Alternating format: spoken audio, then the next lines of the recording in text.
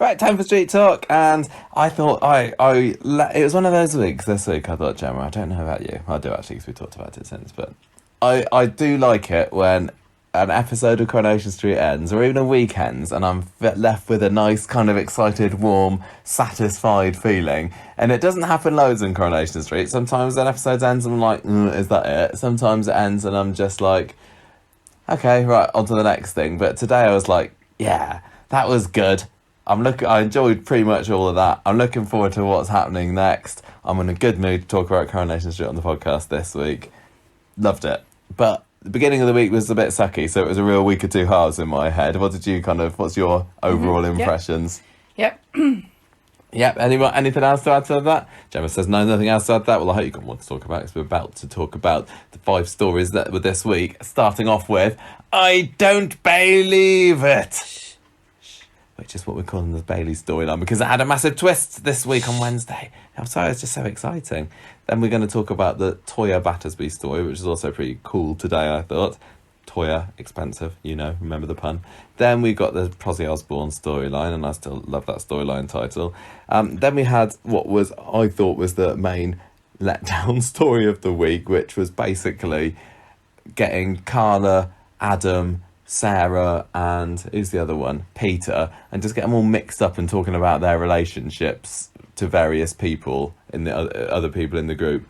And I couldn't think of a good storyline title for this, so I'm calling it Breakups, Makeups, and Factory Staff Shake-Ups, because they've got yet another member of the street working at Underworld in the office now. Surely they must be outnumbering their actual nigger stitches there by quite a high ratio at the moment, but never mind. I was feeling guilty about moaning about there not being any knicker stitching going on, because I do recall them discussing transitioning from a manufacturer to a packing company. Do you remember that? There's something like that, but I'm pretty sure they're still supposed to be... Yeah, but then why design things if you're not manufacturing them? And if you're not a manufacturer, why does this guy need to go there to ask them for their ideas? We'll get to it. And then we had a little bit more of the Todd Squad story today, but not much. So, Gemma, I don't believe it. I'm going to pass over to you to say this, which was... This was... is what I say to that. One of the best shocks of the year. It really, really... Let's just say what happened. Right, we'll gush on later on. We'll... On Monday, Michael's feeling positive, and that's not to do with Corona, that's to do with his spirit. He tells Ed about his bonus, which he's going to spend on something nice for Grace and Tiana this lunchtime. This bonus that he got from keeping, what was it called, Tom? That guy, Tom Reed, I think he showed up again on Wednesday. Kept him busy last week, so... It's nice to know that even though the rest of the country is facing dire economic circumstances, there's still so much money swirling around Underworld that they can give Michael a bonus for whatever it is you do, Michael. Yeah. Now run along with your extra cash. So Michael phones Grace and asks her to come and bring Tiana with her. Ed comes home at lunchtime and Michael's like, look at this, look, I've bought an engagement ring. Hooray! First twist of the week, kind of. Although that was a twist of, Michael, what are you doing? Yeah, you absolute lump. Yet still, I would say it very much in character. Like, it's a stupid thing to do, but it's like, I can see Michael doing that. Nothing that Michael ever does seems to be, like, really... Like, he thinks about something for 5 seconds and then he just goes with it. He's like a big golden retriever. Ed's all like, yeah, brilliant, proud of Michael, but they've got to tidy up. Grace comes round, she hasn't got Tiana with her, because she's got the runs. Is that what she said? She's got an upset tummy, which means she's got the runs. But we know that's not really what's wrong with her, don't we? Yes, we do now. Grace does not take this well. Here's a hint also to Michael. Men in general, or anyone who wants to propose of any gender. If you start to kneel down and your would-be future spouse looks at you in horror and shouts no wait, perhaps don't go through with it. Like, even though you really feel like you've committed now, there's still time to stop. And don't do it with your dad right behind you as well. Ed was there going, yeah, come on, my boy. That Ed was sitting there expectantly watching them like some kind of medieval court person who'd been brought into the marital bed to observe the first shag to make sure that the future royal child, was legitimate. Yeah. So there are also lots of empty champagne glasses just ready. Talk about presumption. I know. So that doesn't really create a romantic atmosphere, but it doesn't really seem to have made much. I don't think that proposing on like a giant opened lotus flower in the middle of a candle-strewn lake would have made much difference to Grace, because she looks at him in absolute horror and says, "You're 2 years too late, I can't marry you." And then she says, not only that, but let me think, "I'm going to Spain tomorrow and I've met someone else." And there is a bit where she's standing by, like, waiting for a taxi, and the guy, and, like, Michael's like, "What do you mean you've met someone else?" And I was expecting her to say, "His name is Pablo Taxi Cab." Bye. I kind of still believed her, as like an idiot. No, I was like, this man's made up. Michael's falling for Grace. It's a Michael thing. We believe You just everything. gullible. Yeah. Yeah. So he comes back, tells Ed, both are really upset about this, and they can't really understand what this. Honestly, this was just for the viewers as much as Michael came out of completely nowhere. Mm. Because she didn't seem like she was coming round to tell him, "I'm off to Spain tomorrow." Did she? No. So suddenly She came round because she'd been hailed by Michael. you Come on, suddenly I've got start to something to show wonder, you. what is she? Why was she going to snatch the kid away without telling him? Mm. Very suspicious behaviour. James and Michael have a chat, and James is like, "Don't do anything crazy," and Michael's like, "But that's like what? That's my put an main- idea in my head. That's my main character crazy. trait. I don't have a personality if I'm not crazy." Can I just say, because we probably won't mention him again for the rest of this, James, what is he doing? He's like ultimate chocolate teapot, isn't he? He just sits there. By that you mean that it's useless. He's Utterly useless. Just sitting there, staring into space, like... He was a bit of a big melon, wasn't he? Absolutely. I understand that they kind of had to put him in there because he's part of the family and everything. I but thought they were trying to reduce superfluous actors in scenes to, like, protect people and keep the bubble small and stuff. They didn't really need James to sit there looking surprised. They could have just borrowed Summer's robot. basically could. I'm sorry, but yeah, James Bott feels bad for you, Michael. I Would scored you like- 2 goals today. I love football. Sorry, I don't really have a whole lot against James if he's given He something did to just do a lot of, like, looking sad at the floor. Well, or like, I know he does actually come into it Wednesday, actually, because he's the one that ends up telling Ed where Michael is for well, there you some go. He's reason. essential then. Mm, He's a key worker on Coronation Street. Wednesday. Michael's phoning Grace because she's never told him where she lives, Suspicious. and he's like, "No, she just said that she was embarrassed and she didn't want me to see her house."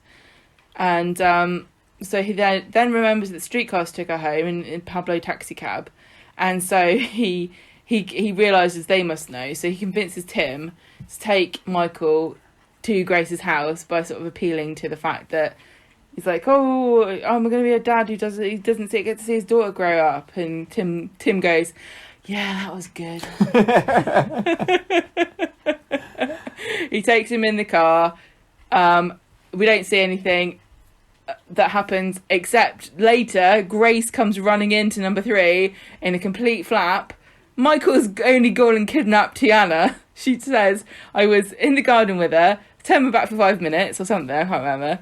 And then he ran off with her, and I don't know where he's gone. And he's she's trying to phone him. He won't pick up. Ed's like, calm down. And she's like, I've got to tell the police.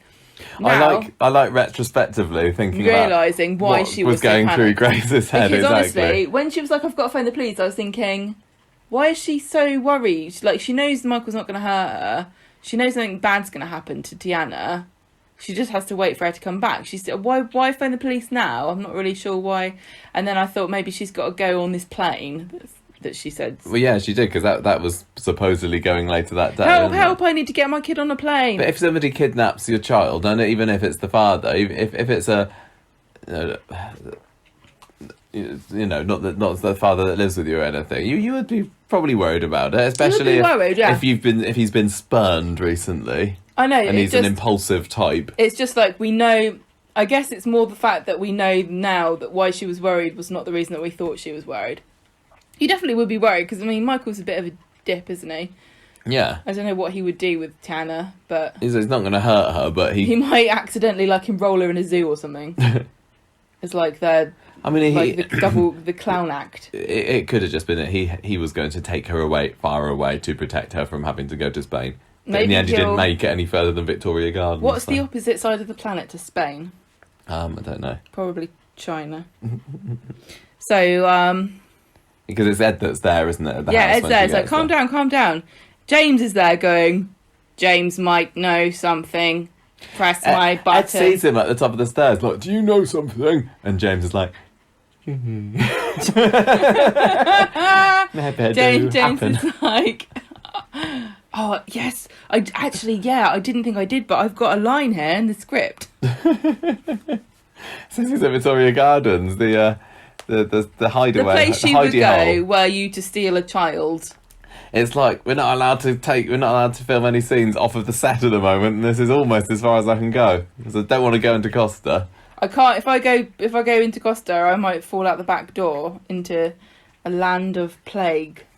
Yeah. So anyway, Victoria Gardens. James is there with Tiana in his Michael's like, I wasn't even kidnapping her. I was just borrowing her.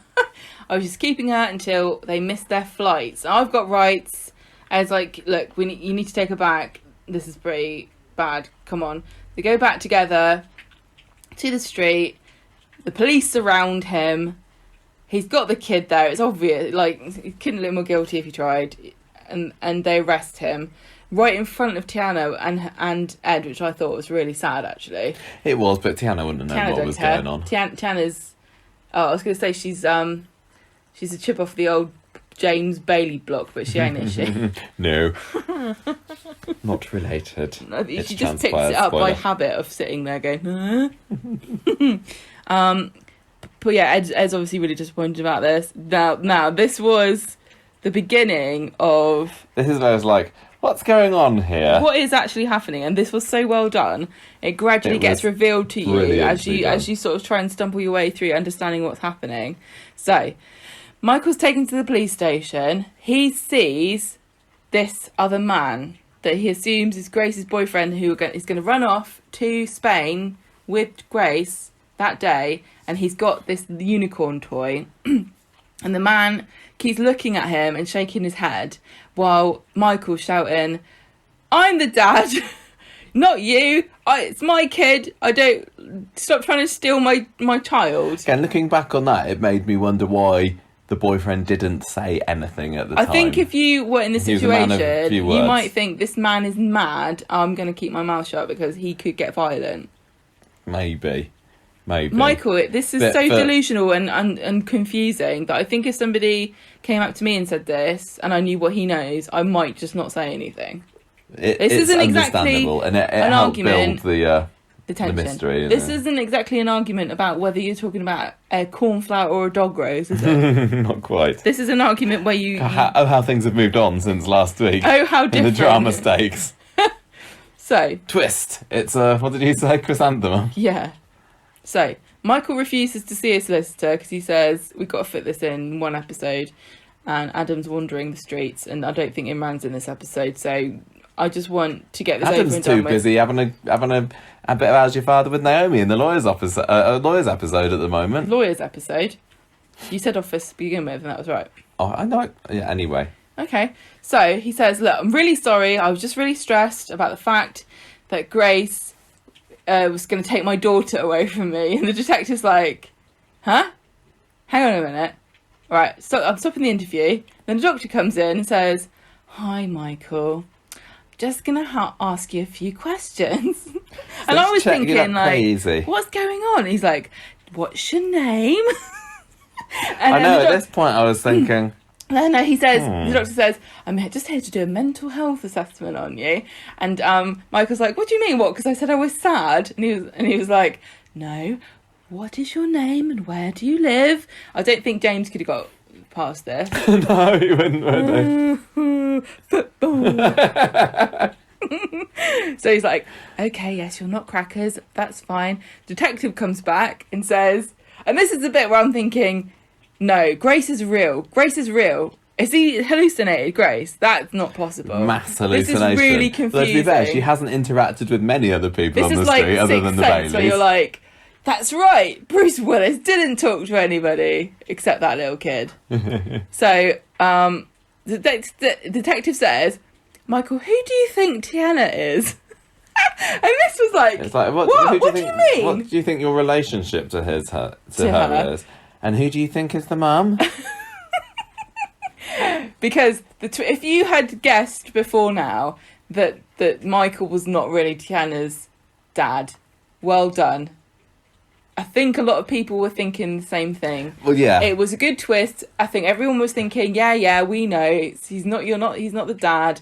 Come on, let's get on with this. Boring. And then I wasn't thinking boring because I'd seen no, a fair number. previously when people thought he wasn't the dad, they were just going, come on, let's get to find out that he's not really the dad.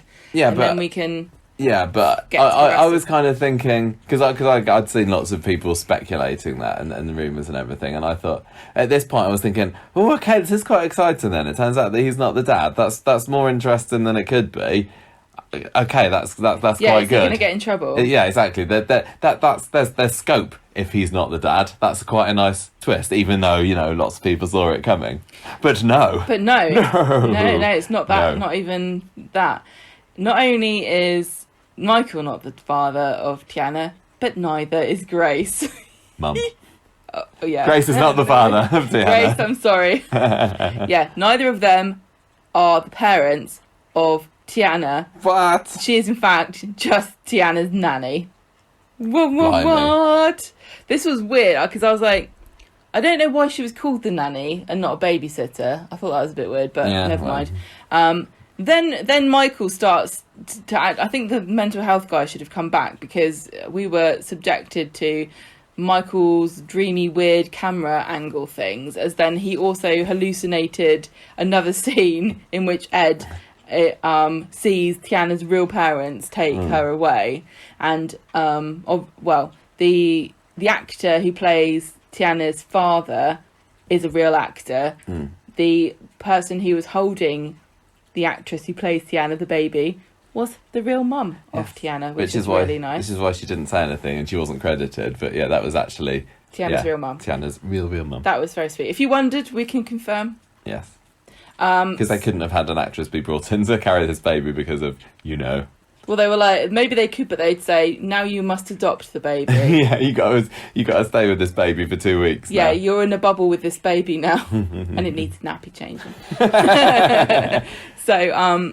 So poor Ed there watching the Tiana be taken away, and the dad keeps saying, I'm sorry, which I thought was sweet. Everyone was like, why is he saying sorry to them? I think you would say sorry because you can see how upset they are. Yeah. And he's also kind of in a way going, sorry, you're never seeing her again though. Just to be clear, sorry, I'm taking her away from you for good because this is weird. Yeah.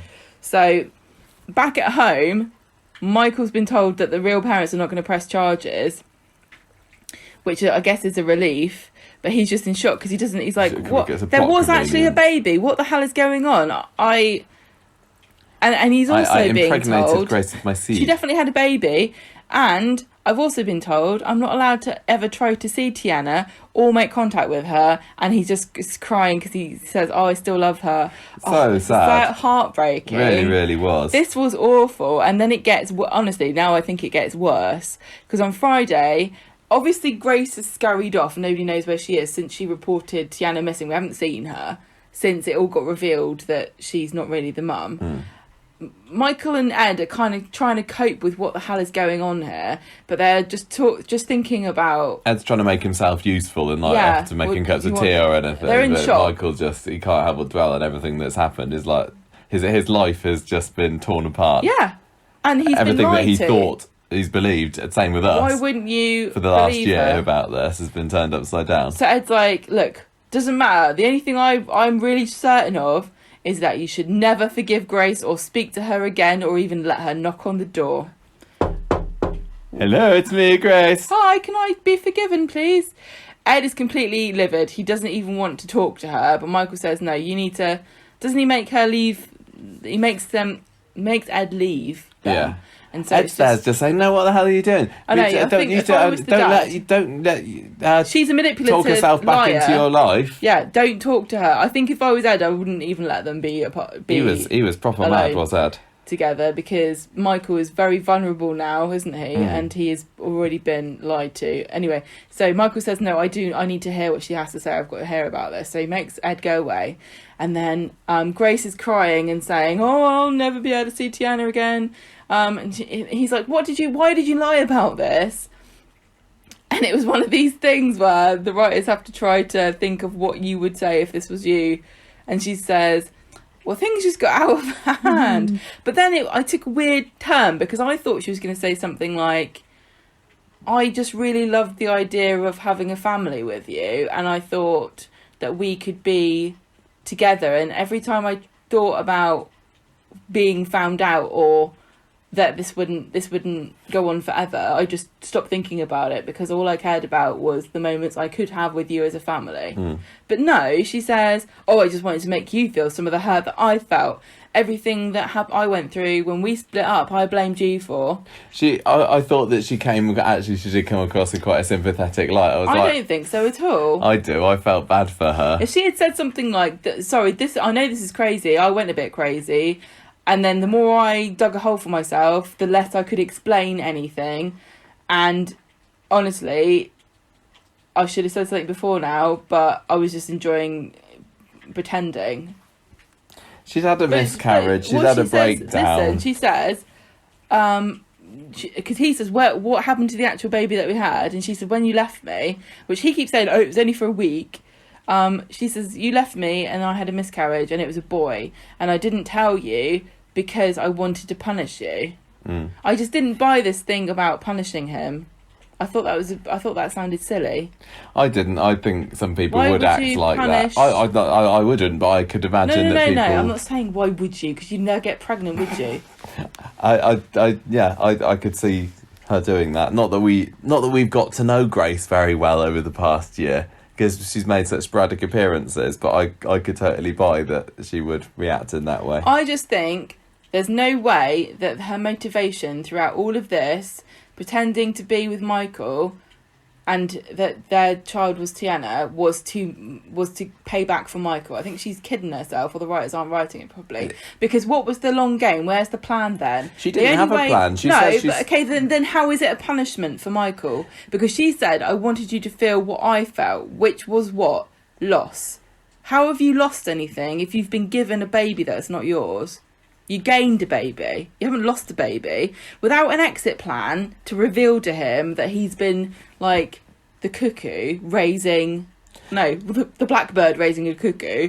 Without that revelation, at the end of it, it's just her telling lies to herself. It started off, she had this plan saying... I don't believe that. I think that's rubbish. I'm going to make him suffer. And then she got...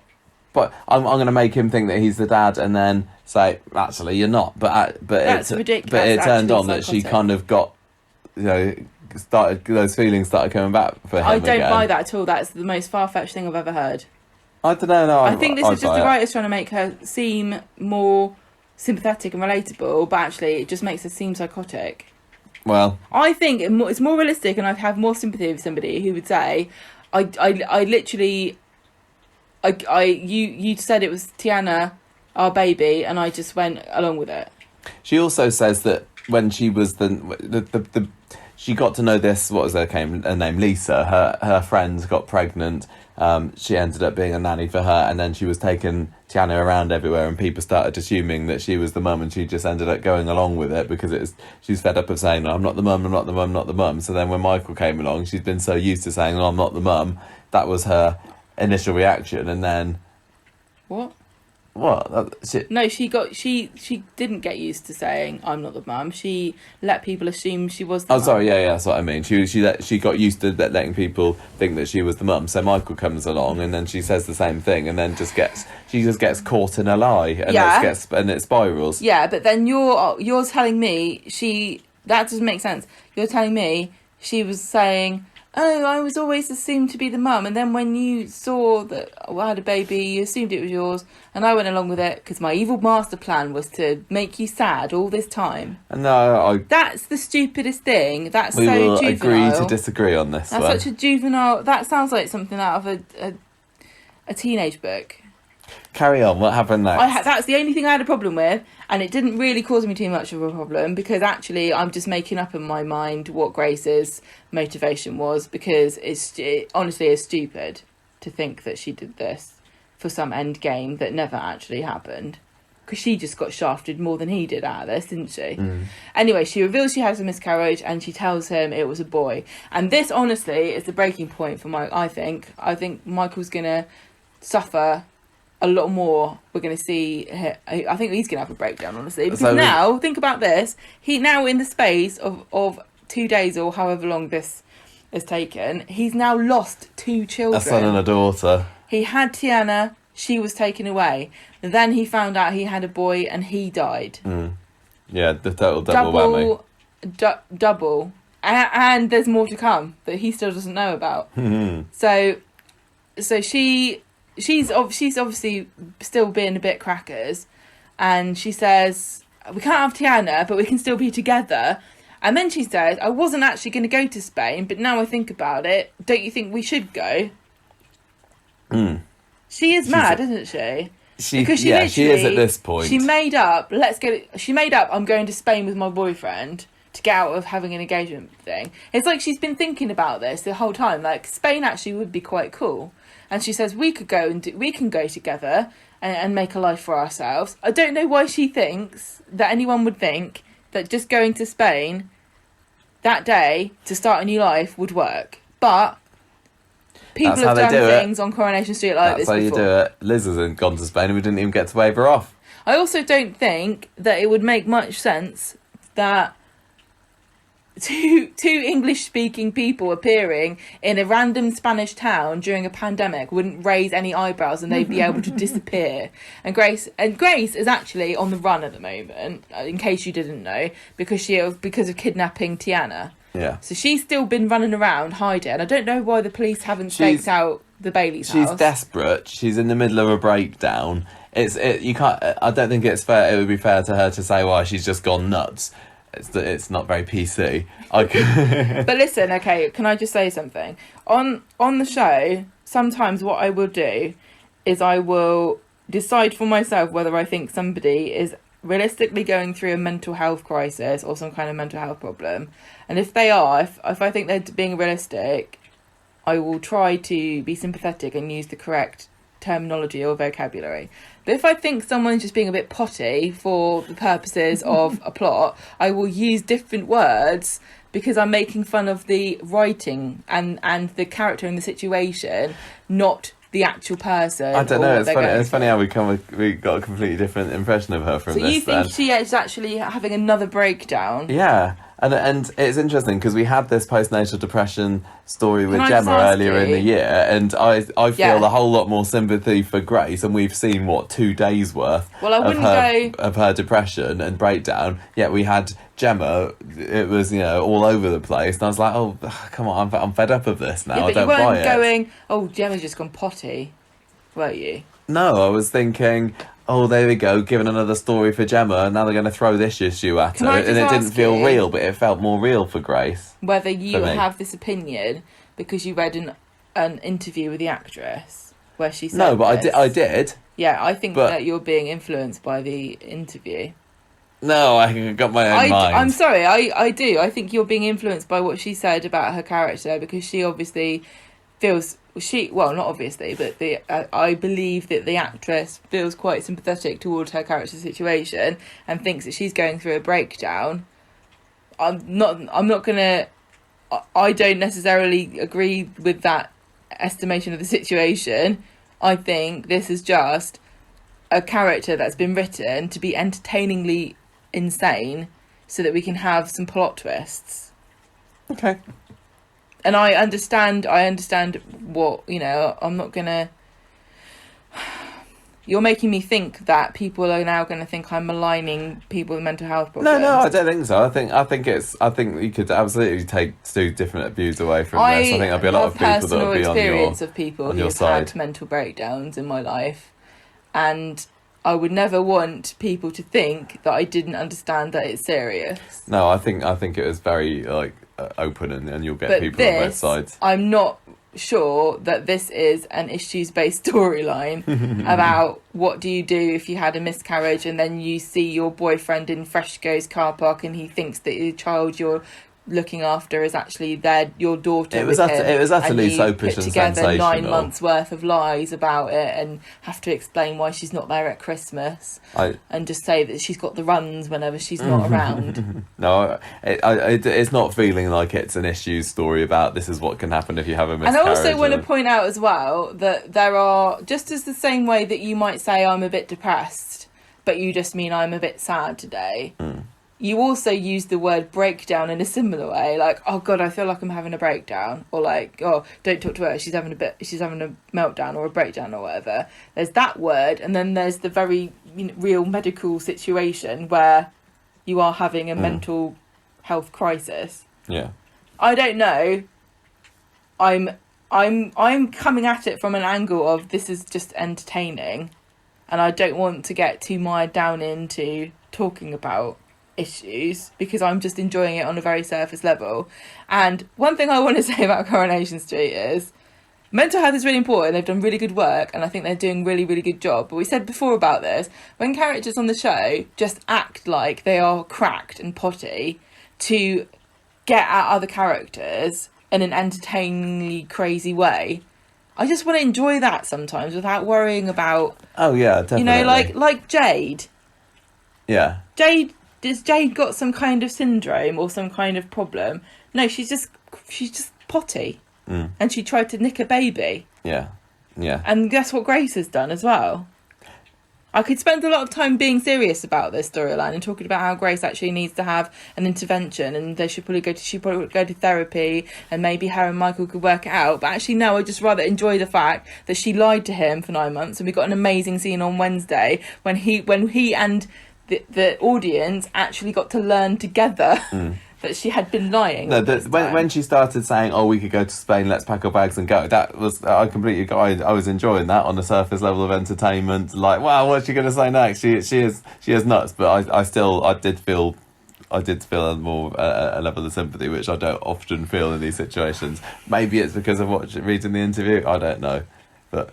That's what I felt. Anyway, I didn't say I didn't feel sympathy for her, though. I said I didn't believe the idea that she was saying this was all a big revenge plot, because her actions following it don't follow that either. You're right.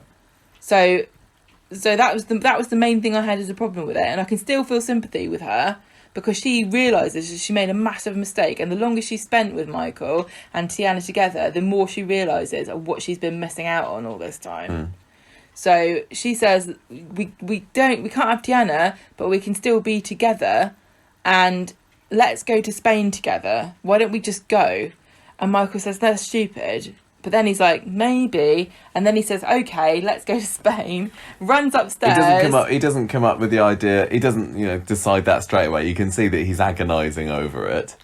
Yeah, but he hasn't decided what we think he's decided. No. This is such a... Although when he runs upstairs, he says to Ed later that I got as far as taking the hold all down and I half-packed it. Yeah, so when he went upstairs, he did not have the intention to do what he ended up doing. Then. So he goes upstairs to pack his bags, and then we see Grace, and she looks at a pregnancy test, which I assume is you having another baby.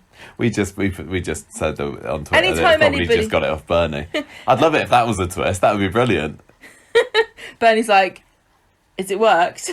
Unfortunately, when Bernie was doing her pregnancy test scam, Grace wasn't in the show then, but she could have had, job lot that was still lying around. Can I just point something else out to you as well? When Bernie was doing her pregnancy scam, she was using the urine of her pregnant daughter, who's now no longer pregnant. True.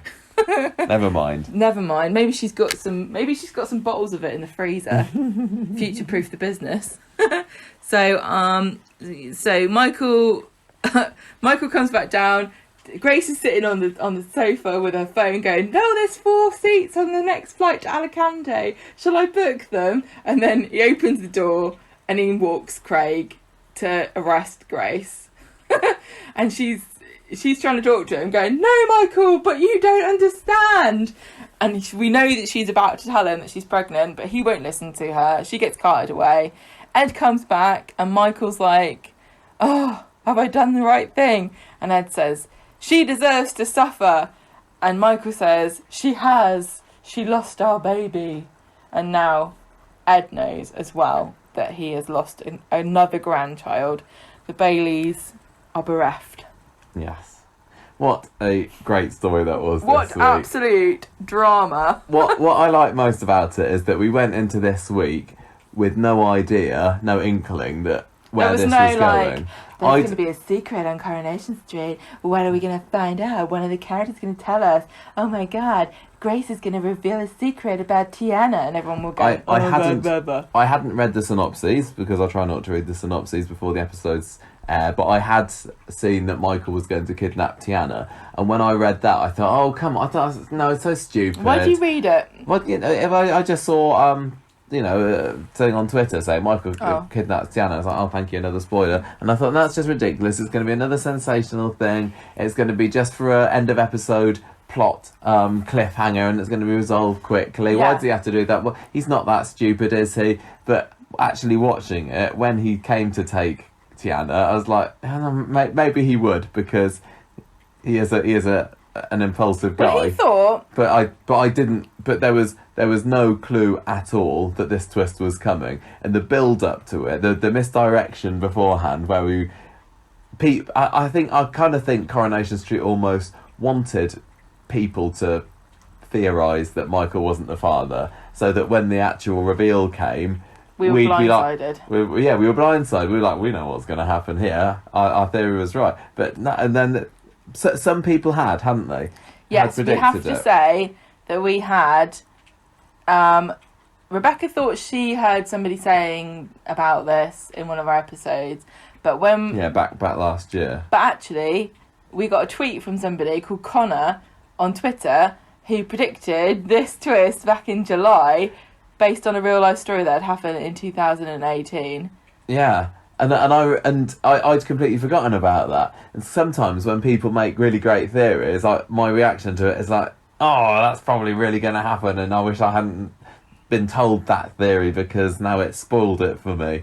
But this one, I remember at the time now reading it and going, oh yeah, that probably would be really good actually, but it probably won't happen. But in the intervening 2 months, I absolutely forgot about it, and it wasn't until the next morning when the tweet was rose in Twitter again. I was like, oh yeah, I remember reading that now. So I'm so glad that I'd forgotten about that, because Conversation Street is your one-stop shop for crackpot theories that turn out to become true. Always true. Everything we predict is always true. So brilliant stuff, because it was we weren't expecting a twist in the story, and it was a mid-episode twist as well, which you do not get those in Coronation. If there's going to be a twist, it's going to be at the end of the episode, so that there's a cliffhanger and we have to wait a couple of days to find out what happens next. But it was in the advert break, wasn't it, of the second episode, which is not, you do not expect to have the rug pulled from you. It wasn't in the advert break. It was before the advert break of the second episode. I couldn't believe it when that woman from Marmite turned and looked at me from the screen and went, you either love it or you hate it, and also Michael and Grace aren't Tiana's real parents. So good. And like as the adverts were going, we were just like, come on, what's going to happen next? Oh, and it was great because we got to see all the fallout in the second half of that episode as well. True. And I felt like I think that if they, I think my head would have just imploded if I'd had to wait 48 hours to find out what happened next. The pacing of it I felt was just right, and even sometimes with twists, you know that this is built. It feels like you're building up to it, like something's going to happen here. But I don't know what exactly. No, but this was within the space of 30 seconds. It was like, I was just thinking, what? Michael's going to get in trouble, and we're just going to find out from this interview what kind of trouble he's actually going to get into. Not we're going to find out who. No. That his last 9 months of his life has been a lie. Yeah, and what's great as well is this was the plan all along, because as soon as this was revealed, I think even during that advert break, Coronation Street social media put up a video with Ryan talking about the story, and also our interviews with Ryan and Kate were put on on like Digital Spy and all the soap websites. Ryan and and everything. Kate. Saying sort of this is what Who my play character's been Grace going and Michael, through. Yeah. And Kate Spencer saying, I knew all along when I got the part, I was told you're not going to be the mum. So this has been on the go, and we have had no idea. This was so well done. A year. Because I'm so the impressed. whole time Grace was doing this, she was acting really shady, and we thought she had we knew she had something up her sleeve or something was going on. But we thought it was something like she can't decide whether she likes Michael or not. She doesn't want to date him because she doesn't like Aggie, or she has another man. She just came across to me. She knows he's not the real father. She just came across to me as being utterly flaky. And not turning up, and I've been moaning about this story for the past 12 months, going, what's happening here? Because there's no development, because Grace says she's going to turn up and then she doesn't, and then she turns up for one episode and then she's gone, and I feel like I'm not getting to know Grace. I don't know what's going on, but now she has it's another like job, Michael. It wasn't just being in Coronation Street. Now it's like that's the point, and it doesn't make all of those times when Grace wasn't there any better, but it's this is what makes a good twist, is you can look back on the clues and go, oh yeah, that makes sense. Yeah, it wasn't a twist that was like, oh, so they're doing that now, are they? Fine. Yeah, it really makes sense why Grace has always been so reserved and worried about getting too close to the Baileys, and how she reacted in such a weird way, because it's not just the fact that she knew that they were bonding with a child that had nothing to do with them, but she was also a lot of the time thinking this really could have been our baby. Yeah. I don't know whether I might have liked to have seen a bit more maybe in recent months of Michael and Grace's relationship developing, because we would like to have been a bit more confident of the fact that it's actually really Michael's baby this time around. Yeah, well, exactly. I saw somebody on Twitter saying, "Oh, that can't be their baby," because we haven't seen them together. We haven't. We've seen. We should have had, I think, a few weeks of seeing them as a happy couple. Even if they're just walking along the road with someone else's. Yeah, but there's been nothing. She's been off the radar. It's not as easy to do things like that. No, of course, and maybe that had been a plan. I don't know, but yeah, honestly, I'm just so impressed that I can look back on this and think, yes, that makes sense. This reminds me of her of not what turning happened. up at Christmas, because all the times that she couldn't turn up, it was because she couldn't get Grace. Tiana, sorry. Yeah, I need to see a video put together, a little compilation of clips of all the times that she was coming up with her excuses, and I was just like, oh, come on, what's this character doing? She's what a flake she is, you know? Yeah. Well, I had always been a bit of a Grace champion, and saying, I can understand if he's been flaky before, she would be hesitant to let him back in her life, and she's watching out for herself, and he must have done something we don't know about, and etc. So that's quite funny that I was completely wrong, and she was the villain that everybody thought she was all along. But was she a villain, or was she just somebody who's going through a serious mental issue? We've kind of been through that already. But it's interesting. Now, there was a tweet out last night, wasn't there? That was a bit... I was surprised to see it. And this was a tweet by Kim... Are you really going here? Yeah, I'm going here because it was put on Twitter. This is Kim Vithia, who plays Mama Habib, and she tweeted, "Now I love my beloved ITV Corrie, but when are you going to stop making the black women the crazy ones? Hashtag another one bites the dust." And I read that and thought, oh, what's going on there? I don't believe at all that Coronation Street makes the black characters the evil ones. I don't think that's true at all. Yes, Mama Habib turned into a raging bitch, and I mean, I can't think of any other examples. Mad Maya, I suppose, but The fact that she's called Mad Maya gives it away a little bit. But I I mean- see no agenda from Coronation Street, so that tweet really did shock me, and it did make me think, they're not. Look, She's this not is what coming I back said to the show. To you before about representation and diversity within representation, and how it's important, because when you have only one of a character, all the weight falls on their shoulders, and you end up making a point about that character without meaning to, by the stories that you tell. This is the issue about gay representation, especially lesbian representation in fiction, and the way people always talk about, there's always a tragic ending for the lesbian characters, and you can count how many times something horrible has happened to a gay female character on Coronation Street, and it's because there are so few of them, and they're involved in such big stories, because Coronation Street wants to make a big deal about the fact that they've got, here's our hot lesbian couple that everyone loves on Twitter. Yeah, but the wider issue is that maybe there isn't enough representation of people of colour on Coronation Street. The fact is that when I read this, and I wish you hadn't brought this up, honestly, because I wanted to address it properly if it was going to be addressed at all. But when you told me about this tweet, I did stop to think to myself how many black characters. I'm not sure whether we're generalising to all women of colour or just only black women. I don't know, but how many of them actually have there been? I can't actually remember that many. Well, off the top of my head, we obviously had. You've got Alia. You've got, if you're talking about women of colour in general, you've got Alia. You've got Yasmin. There's Aggie, obviously. Aggie. I'm thinking Mandy, Jenna. Yeah. Those two weren't crazy.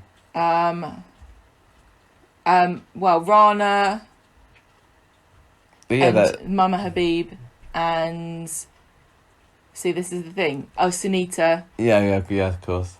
There haven't been. There loads. haven't been very many, and of those, I'm not sure how many of them are just caricatures of a crazy black woman. No. Who comes unstuck through her own, she's the victim of, she's the architect of her own demise through her machinations or whatever. There's plenty of crazy white characters as well. There are a lot more white characters. Yes, exactly.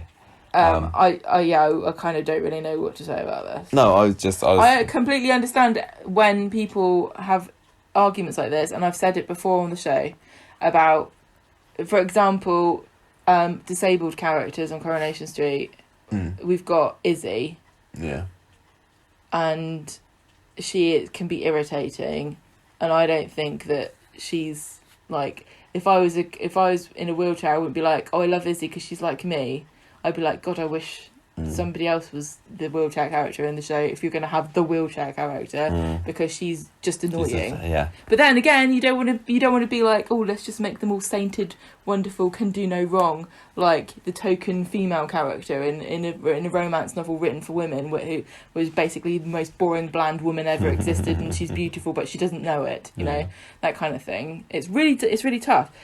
This is why you have to have diversity on the writing and production side, not just on the talent side, because they can write more authentically, and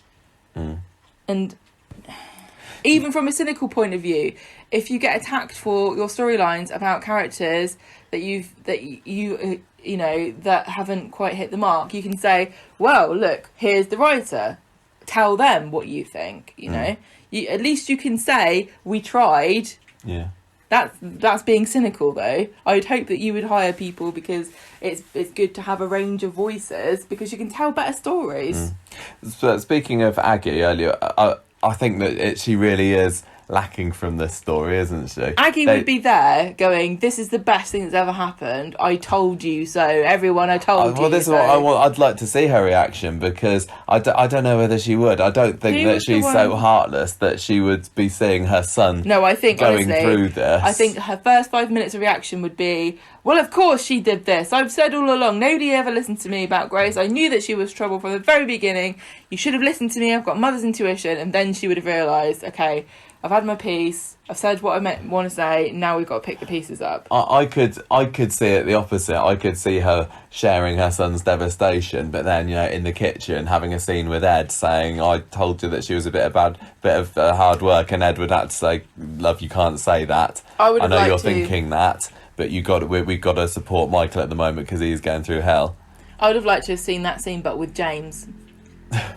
I told you, James. I said that she was trouble.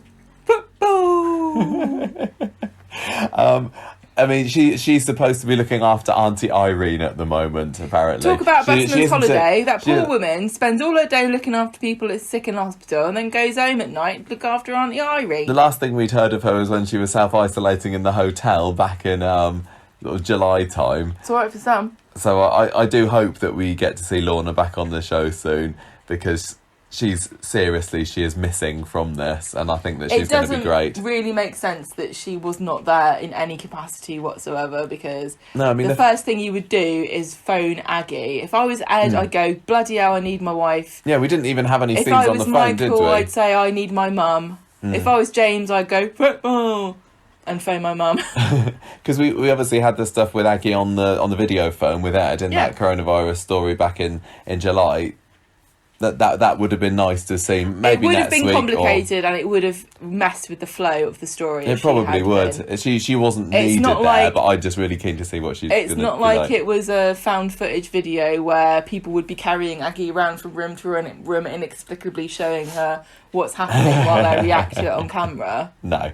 So perhaps it's best that she isn't there, but it's at the moment in phone form. It's a two-man show, really, isn't it, between Michael and Ed, and I think they're both doing a pretty decent job. I mean, especially Ryan is doing such a fantastic job as Michael. Do you know what? We've been Michael fans right from the start, and yet again, I feel that we've been vindicated in our love for Michael, which hasn't been shared by everybody.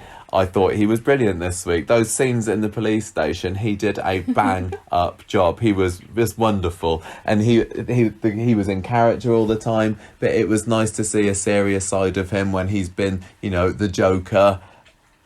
And people have said, oh, you can tell he's just putting on his children's TV show persona. But I really felt for him, and the emotion that he was able to portray on today's episode. The not being able to decide whether to believe Grace, whether to even listen to Grace, should I go to Spain or not. I think he hit it every time. I was so impressed with him, and I'm looking forward to seeing what happens going forward, although I am worried that it could go down the tropey soapy route of, oh, he hits the bottle, or we've seen it with Paul this year. I don't want him to go down that route. I want him to still stay the Michael that I love, and not just the character that now I have to feel sorry for. Say like with Emma as well. Yes, he's had a massive tragedy. That how can you bounce back from it? But I still kind of want him to, and I don't know how he will. What are you thinking about Michael's future? Immediate future, I suppose. I miss the crazy inventor Michael, who came up with stupid ideas that I think he would be very, very good now in our crazy, unusual times that we're living in, coming up with really odd ways of helping people to get through the pandemic. I think it was a funny idea, but they ran out of steam and they couldn't think of funny inventions after a certain point, so they stopped doing it. I'd rather, for Michael, that we didn't see a whole lot of the fallout, perhaps, and that we just see him later and he's better again. But then I'd probably feel like we were being robbed. I don't know. I just don't need to see weeks upon weeks of misery. I hope there's going to be a light at the end of the tunnel soon for him, because I think he's a great character. I really do. I just want to say one more thing about what Kim Bithia said about the stop making black women the crazy ones. I just want to point out something out to you, which is that she is obviously a lot more sensitive to the way that black women are represented in soaps. It's not something that we are picking up or looking out for, But I'm going to tell you that whenever there's a teacher on Coronation Street who doesn't do what you think they should do, it gets on your goat and you point it out. And when they depict a teacher as like lazy or going into work late or not working too late or doing anything that a teacher wouldn't do, you are immediately sensitive to it. Nobody else would really notice or particularly think it's an issue. But you have a problem with that. Now imagine if that was not just your profession, but the way you looked and people like you. You would be a lot more sensitive to it and you would pick up on things that perhaps we might have missed. So I'm not going to... I would, but I maybe... You don't need to but. I'm not going to say anymore. Let's move on to the next story. You've already said too much now. Toyo Battersby, so Toyo, how would we pay for his treatment? Well, don't worry, you won't have to pay for his treatment because it turns out this week he's not getting no treatment from Dr. Schmitz. So where's all this money we've got going to go now? As well as the Ollie stuff, this is obviously the Sam story for this week, which was really, really good today, I thought. And this is how the week starts off with the word of Sam spreading around the Platt clan. Sarah tells David about him, and David's just like, blimey. It's all going this family, isn't it? And Sarah says Nick hasn't told Leanne yet, but they both agree it's Nick's choice to deal with it however he wants. I think they're right to wash their hands of it. But she cajoles David into speaking to Nick about Sam. And he says he will, but he's not going to tell him what to do. So he goes over and they have a nice Platt brother scene, you know, the sort that we always enjoy. Couple of beers, kicking up at number 8. And Nick is adamant that Oliver is his priority at the moment. And David's like, yeah, but you should think about what Sam needs as well. And I think Nick has thought about that, but he's had to, you know, file that away in the corner of his mind and think, no, Oliver is my priority. But David's just like, no, but what about what's in that filing cabinet there? Come on, Nick, get it out. So Nick's like saying, look, to be honest, David, I'm scared about what Sam might think of me. So he's worried that he's going to be a letdown for him. I never thought about this because whenever I think about being a parent, I think about raising a child from a baby, and then, you know, they will always know you. I never thought about what it would be like to meet your child as a sort of a thinking sentient being who would have an opinion about whether they liked you or not. Yeah, that's insane to me. Like the absolute terror and tension you would feel about, is my kid gonna like me? That is bonkers, isn't it? That combined with everything else that Nick's going through, which is, you know, the worst situation you can imagine, that your adopted son, or not adopted son, stepson or whatever you want to call him, is gonna die. Yeah. That it just makes everything even worse, which is why he's had to say, I just put a lid on the Sam thing for now. The thing is, but it's niggling him, Nick, that you have done a 10k. Just saying, so that is a good thing to say, okay, isn't it? That is. I can run really, really far.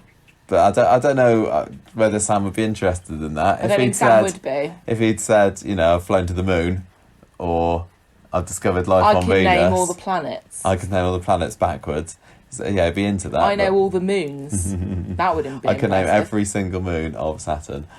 So Wednesday, we learned that Dr. Schmitz is back from holiday, so hopefully the ball's going to be rolling soon on the whole Ollie thing. This is why I don't think I could ever be a doctor or anybody in charge of anything, because if there's something stressing me out or something important that people care about, I can't just leave it, I've got to do it. I can't imagine just going on holiday going, yes, I know there's a child who needs to be decided if he live or die, but I've got to go skiing.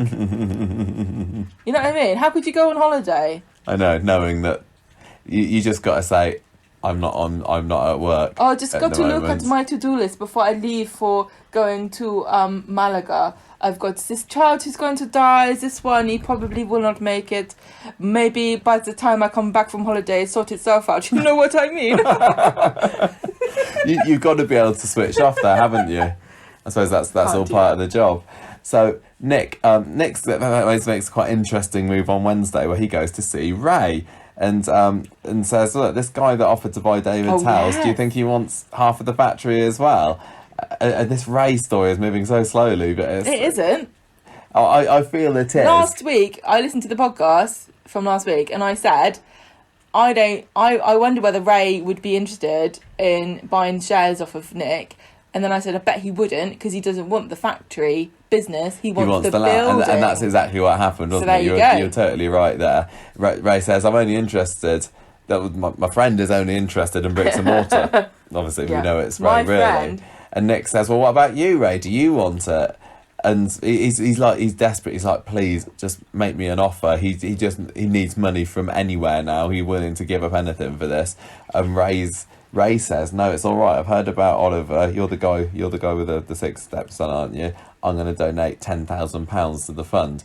Interesting move. Another bit of a twist there. A bit of PR there. I think you're right.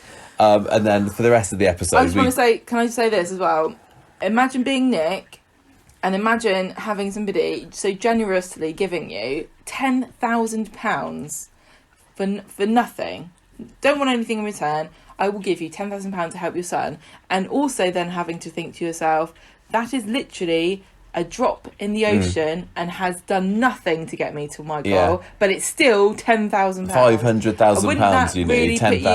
Put it into perspective how difficult this task of raising. Yeah, it's an insurmountable amount of money. It totally is. Yeah, Emma's got a couple of hundred, or I can't remember how much it was from a sponsor silence, and then we've got this. I understand why nobody's done an online fundraising thing, though. Oh, they've had that story before. I know, but I think that's probably the only reason. Money for hope.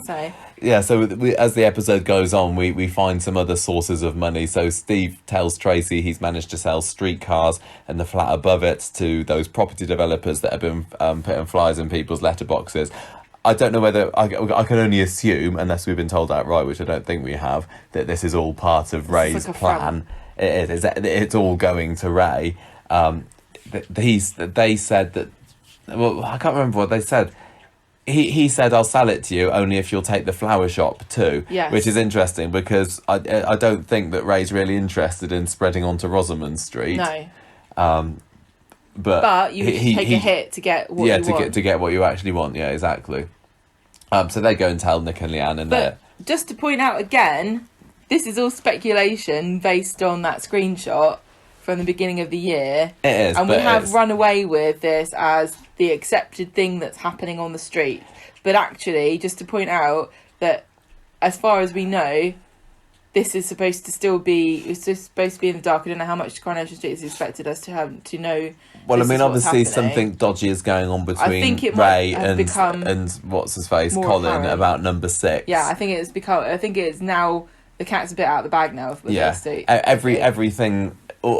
so many clues are being dropped now. Yeah, I think you're starting to go, hang on a minute, it feels like the whole of this side of the street is being brought up at the moment. Interestingly, and maybe this isn't the right place to say, but we'll say it anyway, somebody on our Facebook group hypothesised the idea that the flower shop wasn't originally supposed to be sold, and that what Tracy's being given to say and do at the moment was actually going to be Liz. And I think that makes a lot of sense. Not just the fact that Tracy has turned nice and she's being sympathetic and understanding, and where's this come from? Because I think, no, we have seen more nice Tracy over the past couple of years. I completely buy that Tracy's... There's still a reluctance there, I think. There's a definite reluctance. But the fact that she's being nice is within her new character. But yeah, it totally makes sense that originally Liz was going to have to make the supreme sacrifice of giving up her flat, in the same way that now Tracy is giving up her beloved florist shop. Mm-hmm. But yeah, in the absence of Beverly Callard, they've had to pass that on to Tracy, and it fits. That feels like that's quite a good theory to me, I would say. Anyway, Nick and Leanne are just completely bowled over by everyone's generosity, but I still think that they're not getting anywhere close to £500,000 with this. The fact that nobody's given us a running total, I think probably the amount of money they have now is £10,500. Plus £2.50 that I think Fizz got for one of her buns. Oh yeah, we didn't even see any of that this week, did we? Didn't bother with having the fizz and tie bun story, no. So Friday then, Nick gets a letter at the factory, and it's this envelope that's got rockets and stars and planets over it, and that's like, oh, I remember that rocket picture that Sam drew the other week that Natasha gave to Nick. This is going to be Sam, and it's the cutest little letter inside. Talk about making a good impression without even appearing on screen. I know. The letter was, I can't remember exactly what it is. The line was something like, I thought I'd write to you even though I'm not supposed to know who you are, or something like that. Yeah. It was in just like one or two sentences. It really endeared me to this character. It was so cute. Meanwhile, Leanne is updating Toya about all the various businesses that are being sold, and we learn that Toya and Imran are having a fostering hearing later.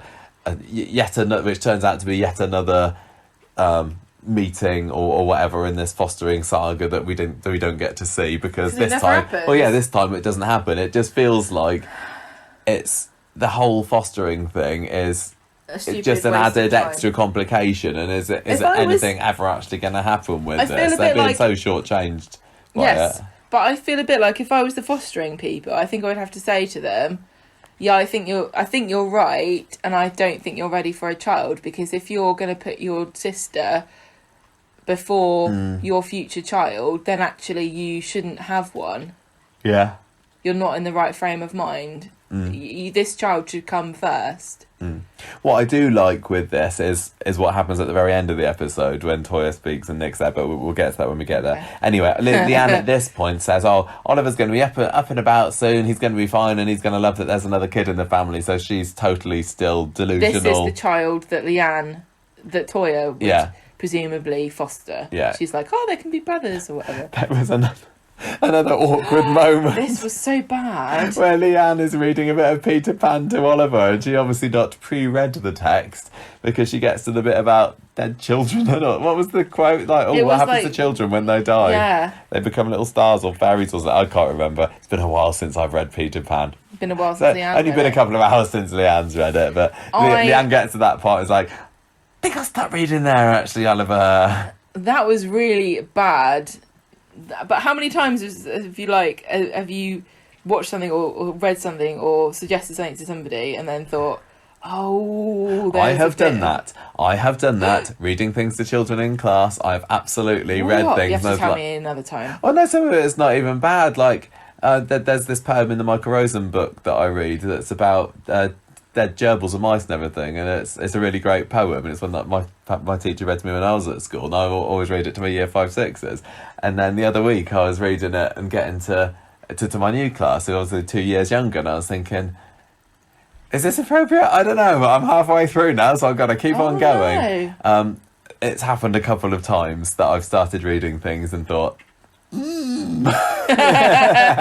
so I can totally sympathise with Leanne in this situation, although I can't say that what I have ever accidentally read out to children is quite so poignant as I've never read a the book issue that about she's in. Dead children to a child with a terminal illness. I haven't gone there, no. I think they shouldn't even allow but it's all right, because I don't hospital. think Oliver really knows what's going on at the moment anyway, think so it's fine. Dr. Hospital comes over. I think she was more upset that she read it to herself. Yes, I think you're probably right. Dr. Hospital comes over and says, we've been on the phone to Germany. Das Krankenhaus has called us. We have news of Herr Schmitz. So it turns out that Oliver is not, who'd have thought, a suitable candidate for treatment. The German hospital has been told all about his situation. They've seen his records and everything. They've realised that even though Leanne said, I was downplaying the severity of his symptoms earlier, even though she said that and they said, well, it's going to be fine, now they've read exactly what the deal is, they're going, no, there's nothing we can do, it's not suitable, it wouldn't be worth it, it wouldn't be fair on the child, yada yada yada, sorry, there's nothing we can do. And I can't remember who it is. Is it Nick that tells Toya or something? And she's in two minds about whether to go because of the fostering panel meeting that she's got this afternoon. She's in this awful situation where she has to choose, but she knows for Imran's sake, I guess, that she needs to go to the fostering panel.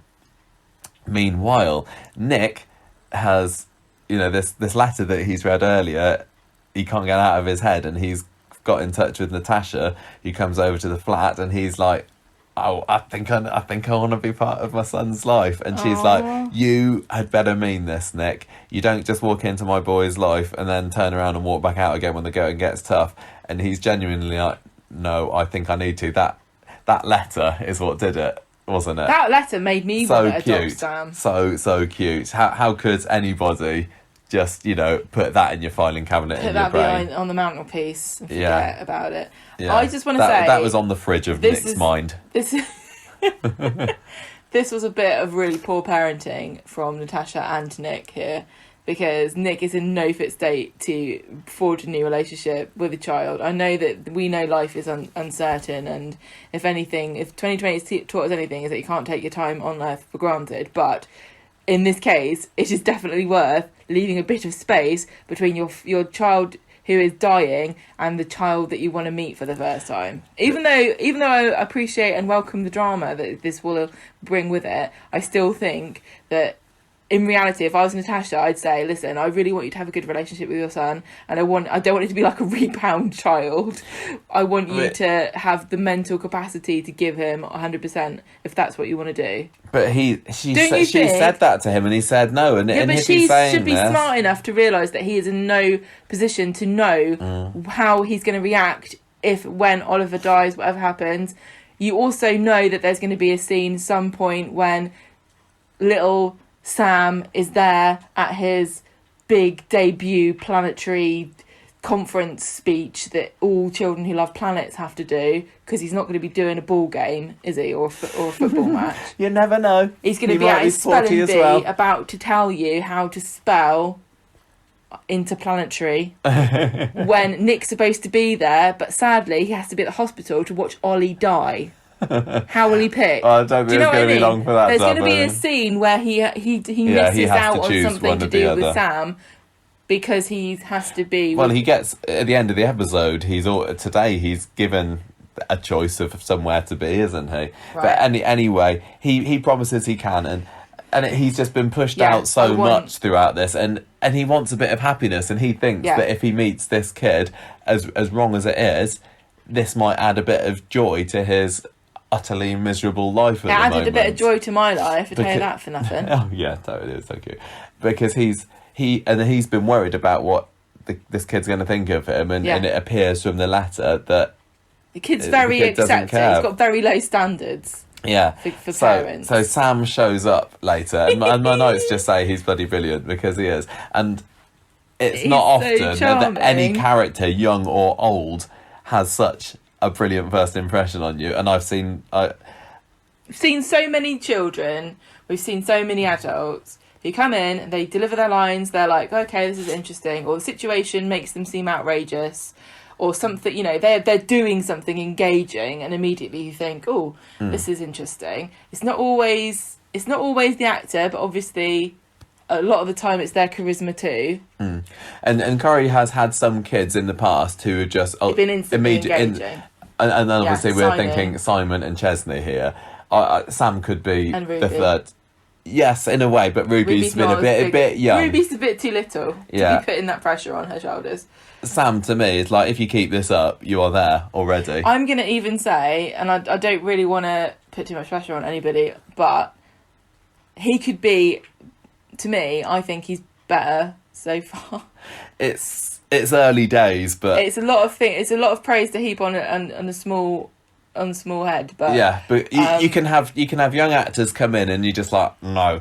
But both of us were immediately captured when this kid came on I screen, couldn't believe and I was it. like, I really hope Gemma likes him as much as I do, I know. because I think he's amazing. Me too. I was thinking the same thing. And I wasn't writing down any notes. I was just like, I just want to listen to this boy blabber on about planets and whatever. Because we have. How would you describe him? I don't know. He was Intense, like, intelligent, intense. knowledgeable, I think intense is Obsessive. a really good word. Like he's full on. He's like very bright beyond his years, Confident. considering how old he's supposed to be. And the thing is, sometimes I think Corey can't get ages right, and they get characters to say things that that children their age wouldn't say. But this, it's like, I've known kids like you, because Sam's the age of the children that I've taught for most of my teaching career. And it's like, yeah, this is bang on. Some children are like this, and when they are, they're special. They are bright. He was a not unreasonably very bright, verbally better than me at the moment because I can't get the words out. It's like we've got a crush. We're like, oh, it sounds so fabulous. He's so cute. He's engaging. He was charming. He's charismatic. He held the screen. Yeah, he so did. He so did. Got your attention immediately. There is something. Everybody knows this. That je ne sais quoi. That thing that some people have and some people don't. I want him to stay. And I don't know if he will. He's talented. He's obviously. I think he should probably think about doing this acting thing as a job. I think at the end of that scene, I had not been able to tear my eyes away from the TV, and I turned over to Gemma and I was like, "He's good, isn't he?" And he was like, "Yeah, he's really good." I was literally sitting there with my mouth open because when he came in, I was like, "Here we go. We're gonna another kid actor. We're gonna have this." And I honestly thought they were gonna play it like, "Hello, Mister. Will you be my new daddy? I like trains." And we would be expected to go, "Oh, it's a child, generic child that I adore because I'm programmed biologically to adore all children, no matter how insipid they are." But no, he just came in and he's like, "Guess what? I know all the planets. I'm awesome. My bike's downstairs. I'm worried about crime. I'm going to be an astrophysicist." Yeah. And I go stargazing with Natasha at the weekend, and she's like, "Yep, I have to do that every weekend." That's why she's so keen for Nick to be part of his life. She's like, he's like, "You Nick, do this." Do you have a car? I think that Sam is actually Curly's secret love child, not Nick's. That's going to be the twist of this one. But honestly, I was bowled over and just surprised, really, really, really surprised. They did an amazing job. They cast him really well. The actor is really, really good. I've not seen them on other things, but was he on something on Sky One? He's in Brassic on Sky One, and he plays Michelle Keegan's son. And Michelle Keegan, if you didn't know, played Tina on the show on Coronation Street, and he was also in The Secret Lives of something or other. Secret Lives of Little Children. I don't know. This is not his first rodeo, and you can really honestly tell. What's his name? We wrote it down earlier. I got it somewhere. Jude. Oh, why did you do this? I told you. Jude Rawdon. No, Michael, please. I'm sorry. On Twitter, a very lovely lady called Lindsay has told us that she is the aunt. Yes, and we asked her to pronounce the name. How do you pronounce his surname? I'll remember that. And she told me it's Reardon. Reardon, okay. Jude Reardon. Yeah. And I told you to write that down, and you, in your absolute... what's the word? Genius. Wrote down the actual spelling of his name.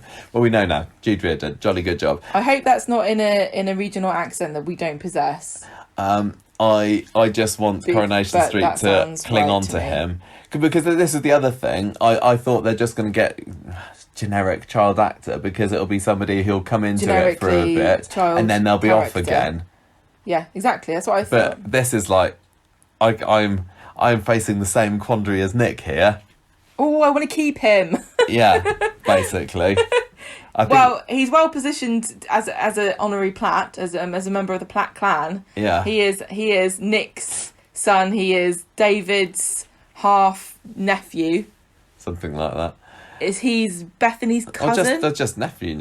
Oh no, it is half nephew, isn't it? They're all half brother and sister, the Platts. It's basically, yeah. So he's half cousins with Bethany, Max and Lily. Yeah. So Sarah's his aunt. A couple of weeks ago, when we first found out about Sam, it was a big twist. But in the back of my head, I was like, I don't need any new characters. I definitely don't need any new young Honestly, actors. what I thought, I was like, the storyline's going to be... change of opinion. The storyline's going to be, either we never get to see Sam because why are they going to have a child actor on the set during the pandemic when we know there are already children in the show that can't be in the show because of safeguarding reasons, because obviously when you have a child actor you have a lot of people that have to come along with them. It's not just the child actor, it's all the chaperones, etc. Why would you add that in? Why would you burden yourself with this? Or I thought maybe he'll come in, be cute, suck his thumb, Nick will think it's adorable, then he'll have this dilemma, and then he'll go, Natasha, I'm really sorry, I have to pick Leanne and Ollie, and Natasha will say, fine, you will never see us again, I'm leaving and I'm never returning because you've let me down for the last time, and that would be the end of it. But now I can see why, even if the plot isn't going to be that interesting, I can totally see why they cast this kid and went, no, we're doing this story, we're gonna have this actor in the show because he is so good, I don't care what they do with him. I hope that he's just as good in every other scene, because when he was in that first scene, I was thinking, but when the scene finished, I was like, I hope there's another scene with him in later, and there was, and at the end of it I was thinking, I hope he's going to be in the next episode, and if he one of is the best new characters, if he is, I hope he's just as good, because sometimes you can make a first good impression, a new character, and then you kind of get to your normal level. I just wanted to say sometimes like they do put a lot more effort in at the beginning. Yeah, because they want to make a first impression. It will be the writing. It will be down to the scripts that they give it. Yeah, and the thing is, tonight's episode I thought was throughout very well acted, very well scripted. Just I was so really impressed with today's high quality episode in general. Also, so I hope that in the hands of other writers, and in the middle of other plots, that this character can be just as lovable if he gets the chance. Give him a chance. I think we need to get back on. Well, that was a massive segue there. That was a big gushing. We don't. We don't usually do that. We really don't. We normally are very reserved, especially about child actors. That was the extent that he made an impression on us, that we've been diverted for the past 10, 15 minutes. I don't even know how long it was. Praise without reason. Like, we would never say anything about... I would never spend, like, how long? 10 minutes praising someone that if we didn't truly think it was... That was genuine. It's not just because we know his aunt on Twitter. But that's a pretty good revelation of the night, I thought. Yes. So lovely Aunt Lindsay, if you're listening, hello. Well, she is listening, because she said that she listens to the podcast. I know. But yeah, so that was we know someone famous's aunt now. How about that? We are in there. Right. Anyway, back to the plot. Leanne now thinks there's some kind of inter-hospital conspiracy theory to try and prevent Oliver getting the treatment that will obviously have him skipping down the street by the end of next week. She basically thinks that Weatherfield General is trying to save face, and if they admit, oh yes, this German hospital can treat him, then that's tantamount to saying we're useless doctors. We can't. I want to point something out here. What? Because of the casting restrictions they've got, whenever Toyah talks to someone at the hospital, it's always the same doctor. It's always Dr. Hospital. And if I was Leanne, I think I'd be starting to think the same thing.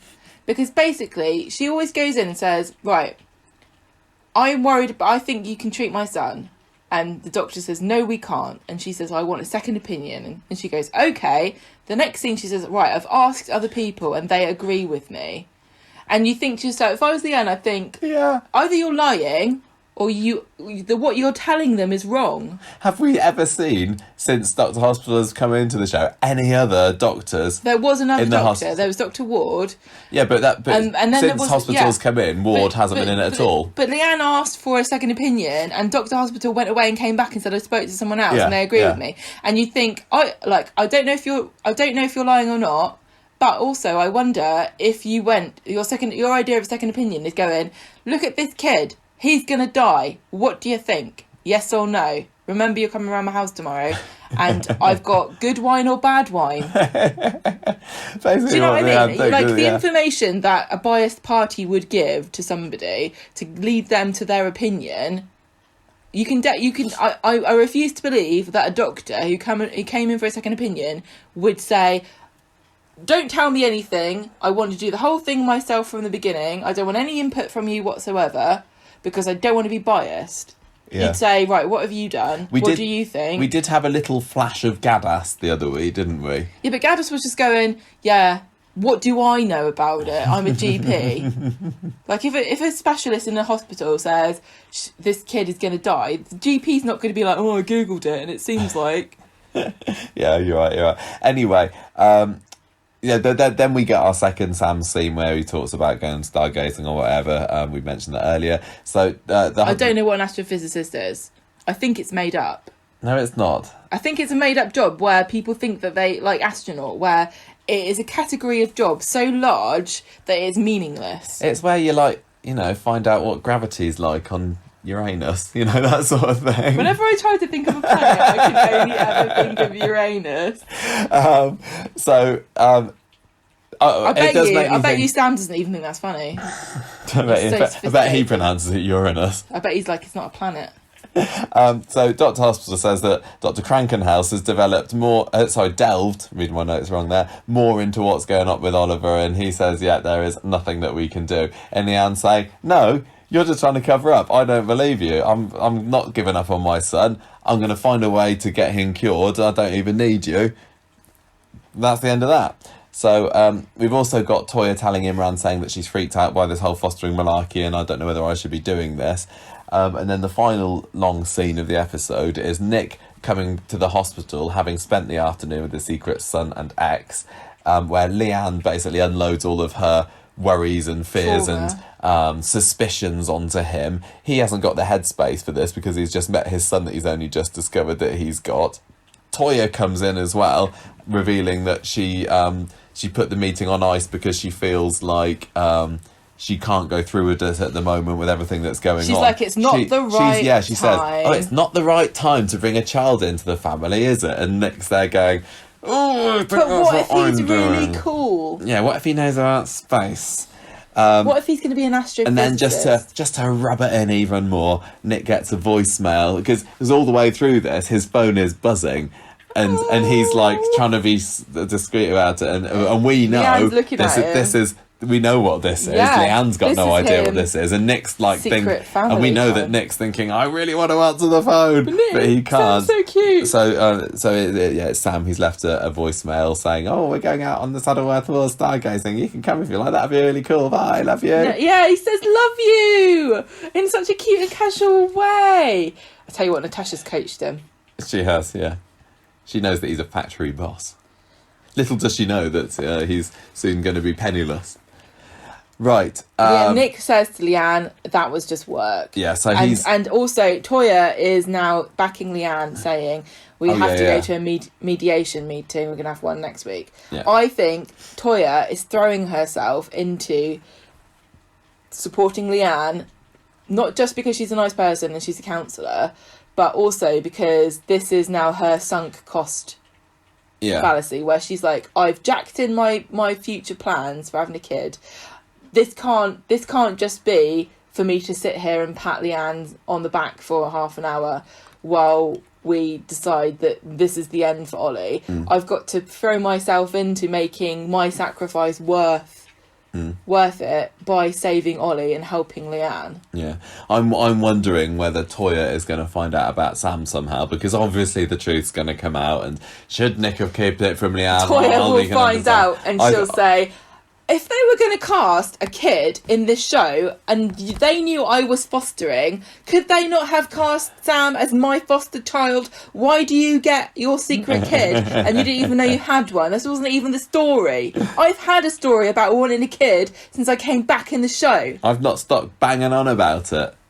And now I still can't even have one. Now, Can I borrow Sam? I think it would be quite juicy if Toya found this out, because she's good at keeping secrets that she probably should tell, like the Ali being on drugs thing, and the baby swap thing, and then she's like, oh yeah, maybe I should have just told somebody about that at the end. So I can totally imagine her finding out about Sam and then not telling Leanne, and then Leanne finds out, and then Leanne has a go at Toya. Ugh. Which we've seen a number of times before, but it feels to me like it might go that way. I don't know. Because the number of people who know about Sam is spreading, and I'm looking forward to seeing Nick feeding back to David and Sarah next week about what it was like, if he does. Oh, he'll be so proud. And yeah, if Leanne's got to find out some way, hasn't she? And it would be a lot more soapy if somebody else found about it first. And Toya seems like the obvious person who is going to be more agonising to see them not tell Leanne. How is Leanne going to react? Because the thing is, before I was like, do not know. Leanne's going to be cross because blah blah blah. And now I'm like, but Sam's cool. Maybe Leanne will be okay with it because he'll just be cool and charming. Don't think so. No, I know. I can't. I mean, it's probably going to be the day that Ollie dies is the day that Leanne finds out that Nick's been keeping this secret all along. So she is probably just going to have a meltdown and explode. I just can't see where she can go from where she is now. No. Like, Jane Danson's given all that she's got in every scene. She's cried and wept and shouted and just looked desperate and hopeless. And I feel tragic. Emotionally worn out watching her. I just think if she found out that Nick had a son, I think she would just nod and leave and you'd never see her again. You know, just like that's the end. That's the final brick in the wall. I'm off. I can't see Leanne doing anything I'm gonna quietly. Literally, she's always got an extra. go and live in a nunnery. I'm gonna take a vow of silence, and that's the end. But do you know what I mean? It's like, where can she go from? Like, she's already turned it to 11. Where's she gonna go now? Where would she go? What would she say? Also, the other thing I'm thinking is that Nick and Leanne's relationship is essentially doomed by this. I can't see Leanne going, yeah, I can accept another child in my life. It's kind of handy because we've already got all this kid stuff here. You know what I mean? Like, he can come over at the weekends. There's no way that her heart could take Nick building a relationship with his child while she grieves and mourns a child that she has lost. She couldn't do it. No. And Nick can't give up a relationship with his son for Leanne's grief. I mean, do you think that Nick's going to end up with Natasha, or is it, I think we mentioned on the podcast a few weeks ago that Natasha's going to end up getting killed off tragically somehow, so Nick has to end up keeping him. I can imagine. I'm going to drive that car. I'm going to write Natasha right down. I can imagine Nick sort of really getting to love Sam and decide that he wants to be part of his life in a very permanent way as much as possible, and suddenly, like, I never knew that my life had a meaning. I thought I was living a life, but it was just a shadow. Now everything I've ever wanted, I never knew it. It's all come to pass, and Sam is the meaning of my life. And then Natasha says, I'm off to Spain tomorrow with my boyfriend. No, and then he sort of goes, well, what's the key to this? Natasha's the key. Oh, wow. I kind of thought she was hot.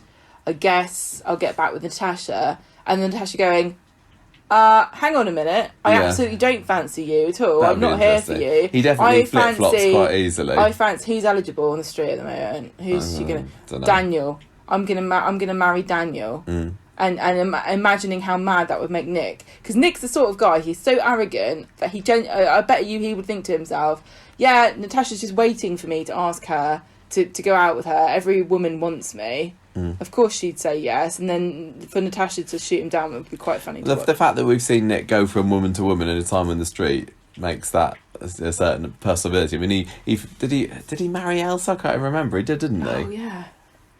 Out of nowhere, so I can totally see him quickly being drawn to Natasha just through Sam. But I really feel sorry for Leanne in advance when that happens. She doesn't deserve this.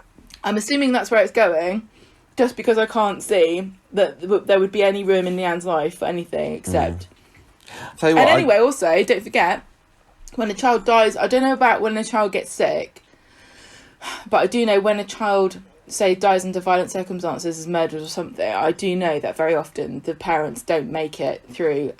They get divorced quite regularly, so perhaps I don't know. Especially because the tension there is that it's not Nick's son. Another thing I was thinking about Sam is I'd be interested to see what Simon would think of him, because I could imagine that Simon, I know he's kind of coming out of his horrible phase, but I could imagine him bullying Sam for being a bit different. Simon would hate Sam because he'd be jealous, and he's just an arse. He's a bit older though, isn't he? I mean, if Sam's 9 and Simon's what, 15, 16, 17 now. Depends on how much of a family relationship. I don't see why there would be any. Well, because if Nick, Leanne, Simon, if Sam, they end up, but if that happens, the thing is, if you're an acquaintance with a child and you're older and you're a child, you're like whatever. But if you're forced into a family relationship with a kid that's definitely younger than you and you think, I can bully this kid, you probably would do, especially if you're a nasty little git, honestly, I think, and again, they're all maybe a little bit too old for it, but I could see Amy and Asher being drawn into that as well if Simon was bullying Sam for being a bit of a nerd, for want of a better word. But I tell you what, I'd like to see Sam and Nina just randomly having a scene together, because I think that those two would get on like a house on fire. They would. Sam and Roy. I thought this earlier. I just have this really sweet image in my mind of Nick holding Sam's hand and walking him down the street and introducing him to all of the residents of the street, like going, "This is my son, look at him, isn't he amazing?" And everybody going, "Yeah, he is actually, it's pretty cool." You make that. Right, what else we got in this story? If I was Nick, I would like phone up the television and say, how much for an advert? To just say my kid is amazing. Okay, we've gone too far. The business is being sold. Is it happening a bit quick? I'm surprised that we didn't hear anything from Tim, and we did see some Tim this week about streetcars being sold. Does he know? Is he going to turn up for work one day and Ray's going to be there saying your name's not on the list, you're not coming in? And the same with like Mary at the florists. There's been no fallout from the other characters involved, and that's exactly the same as the garage, where we've seen next to nothing of Tyrone's reaction to having Ray owning it. We definitely didn't see Fizz find out that her partner's business is now owned, or partly owned, I can't even remember what happened, by this dodgy bloke from the bistro. It feels like they're missing out there, and maybe it's because maybe they want to keep it a secret, that maybe they hope we don't realise that this is happening to lots of people, or is it all going to happen at once? Are they saving the community horror for the 60th in December? I don't know. What do you think? I'm not really sure. I don't know. You're not surprised that Tim and Mary haven't seemingly been consulted about this? I don't know if it's... The thing is, they don't... Why would they sell it now? Who? Oh, for after they... Yeah, now that they don't need this German treatment. Yeah. You're so right. Maybe it doesn't even matter. They won't, and it doesn't matter, but there's missed opportunity for drama there that I'm surprised they didn't cash in on. So, I don't know. That was one thing that I noticed. And, yeah, Ray's donation, you said that you thought it was just some kind of... well, I can't remember what you said earlier about why he agreed to offer that £10,000. Well, PR, innit? He didn't need to, though. And when he was saying to David last week, or the week before, whenever it was, that I need to sell more lasagna. Yeah, I don't think that was the real reason. I don't think he really cares what people think about him. But what's his ulterior motive to give 10 grand to... I don't know. I think it's just to deflect suspicion. Mate, and perhaps to also, if say you were like, oh, he's offering me 20 grand more than this house is worth. I don't want to move though. I don't see why I should. And then someone says, yeah, but he's a really good guy. He gave 20 grand to do whatever. You know what I mean? Would it be enough to make you, if you were on the fence, go, well, I don't know. I don't think it would make much difference. I to wonder me, whether it's going to make any difference to. I mean, is Ray going to want to take the salon at some point? And who was it that owns the salon at the moment? I can't remember. Maria? No, I think Maria manages it. Isn't it Claudia that owns it at the moment? I can't remember. But in any case, they might have a, oh, look, this is a nice guy that donated £10,000 to Nick. So, yes, of course, in this, we'll sell it. I don't know. It certainly can't be a detriment to you to have people think of you fondly. Yeah. But to the tune of 10 grand for nothing so far. I want to know what Ray's worth. Also, yeah, we're saying like, oh, why would you give £10,000? If we gave £10,000 to a sick kid, we'd be eating lentils for a year. Maybe Ray has got £10,000 just lying around, and it could just very well be that he does it for tax write-off, or like he gives 10 grand to charity every year anyway, and he's like, why not just bung it to this kid and have this guy think I'm the bee's knees in case I need him later. Yeah, true. Okay, let's move on to the next story then. So the Prozzy Osborne story, which this was the soap coincidence story, wasn't it, on Monday? Which when Jeff overhears Nikki and Daniel in the gardens, this was and it was just like the series. Like I said, people I overhearing. wasn't a fan of Monday's episode. I was thinking, oh, this is going to be another naff week, and this was quite a big part of Monday's, along with the next story, which we will get to eventually. It's a long street talk. So Jeff is still determined that either Daniel or Adam have taken his envelope of money from the solicitor's office last week, and they're both denying it.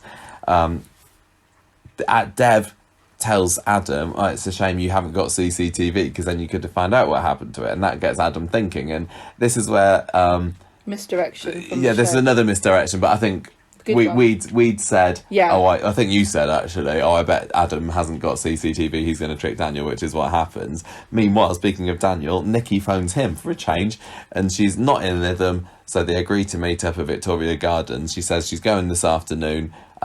She tries to return the vast majority of this £5,000. It turns out that I thought she tried to return £4,000 of it. No, she didn't need. She needed the £4,000. She didn't need.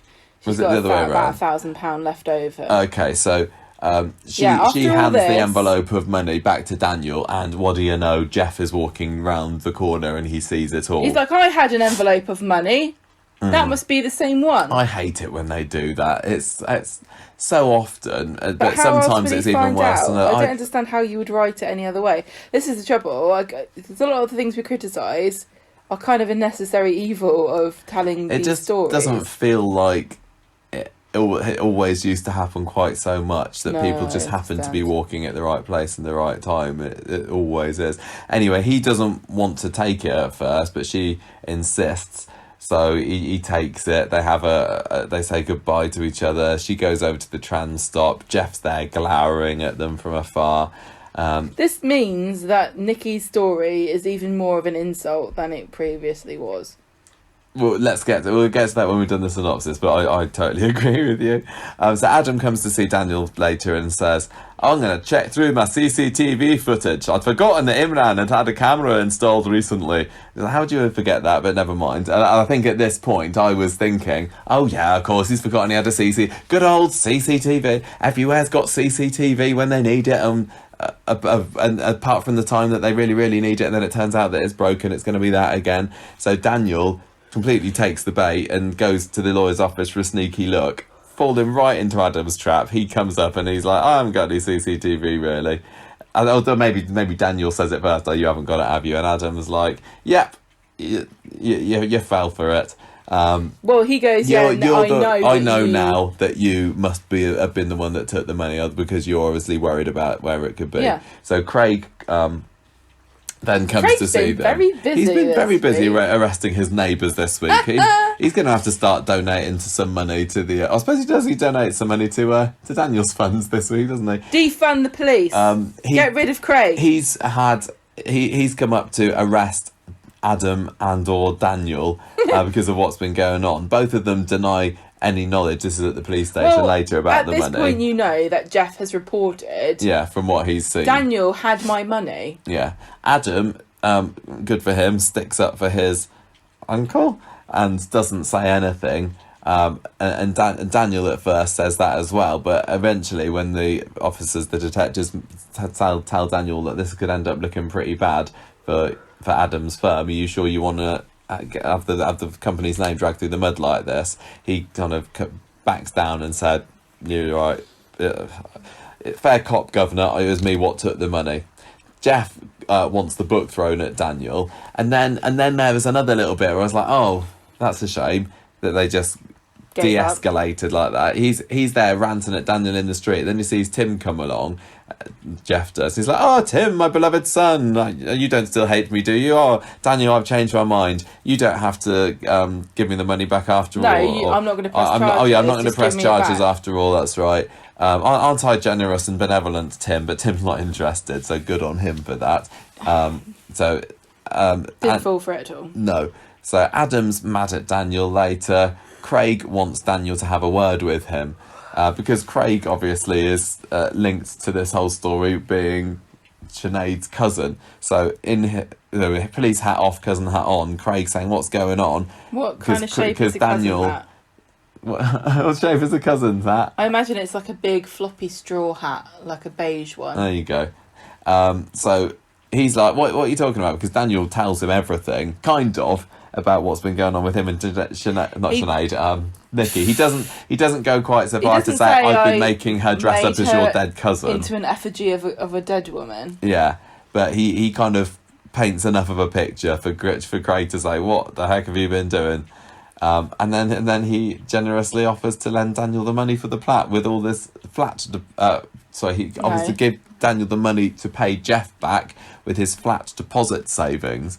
So I'm sure that Imran and Toy will be thrilled to hear that they've got Craig living with them for another. They don't need I the don't know space how because long. they're not having a kid anymore. Yeah, Craig has pretty much told Daniel what everyone else has been shouting at the screen for months, which is basically, "You're crazy. Get yourself sorted out, mate. Get yourself sorted out. Here's some money. I want it back at some point, please." I assume he said off screen. So Daniel is fine to give that to the police. Absolute screw up. Totally is. Wednesday, Daniel. Imagine being lent money by Craig. I know. Craig's got so much more of a handle on what his life is supposed to be. He's got a career that, look, compare the two people. I don't know how much difference there is in age. There can't be quite a lot of difference in age. Yeah, not much. Daniel has done nothing with his life except have grand aspirations that he's failed at miserably because he can't apply himself. I understand he had a lot of things on his mind, but I feel as though he kind of took advantage of those things by using them as an excuse for getting out of doing any work. He works part-time as a waiter in a restaurant that isn't open. No, he doesn't work there anymore. No, and then he works part-time as a Lawyers. desk monkey for his uncle, his nephew. He hasn't got any savings, he's got debts, he's got a kid, he's got a tiny pokey flat, and then you've got Craig, who's identified a career, trained to work in that career, qualified, is now working, and has savings for a flat. Craig is in like the top 1% of the population of people his age, isn't he? He is totally switched on. I'm so proud of Craig. He's got his goals, hasn't he? And he's completely conquered that OCD thing that he had. As we all know, it's very easy to... Yeah, when he was handing out the cash to Daniel, he wasn't counting it and making sure that it was... Don't make a joke. We've said this before about it. OCD is a very serious mental disorder. I don't know what the correct term, mental disorder, I don't know if that's right. And it's debilitating, and very often people will never recover from it. But Craig's doing fine. Craig seemingly never had it, so we're just going to have to pretend that. So when the story just peters out on Wednesday and Friday, really. Wednesday is just about Daniel getting the money and giving it back to Jeff. Jeff gives him some worldly advice of don't let some tart ruin your life. Referring to Yasmin there. I can't argue with that. We did have a nice little fallout between Daniel and Adam, because Daniel's just been running to Adam every 5 minutes throughout all of this, and at this point Adam is in a grump after Carla comes to visit him, which is in the next story, and he tells Daniel, "Look, give him that, I wash my hands of you, you need to grow up." He's just been telling him what you've been saying basically about him. So that's the end of that, really. And Friday, and I'm only just putting this in because it's linked through Jeff, we learn that Sally and Tim are getting married next week, because when Tim said he was going to cancel the wedding, whenever it was, months ago, it turned out that he forgot to actually confirm it. So the date is still going ahead. And there was actually some quite nice character stuff. To cancel the cancellation of the cancellation. Yeah, basically. So the wedding's still on, and Sally's obviously taken quite aback by the news that she's going to be getting married next week. This is a shame, actually, that they didn't cancel the wedding with 3 days notice, because this is normally how the other characters would get their wedding I know, booked. it's true. So this explains why this happens a lot in Weatherfield, doesn't it? Yeah.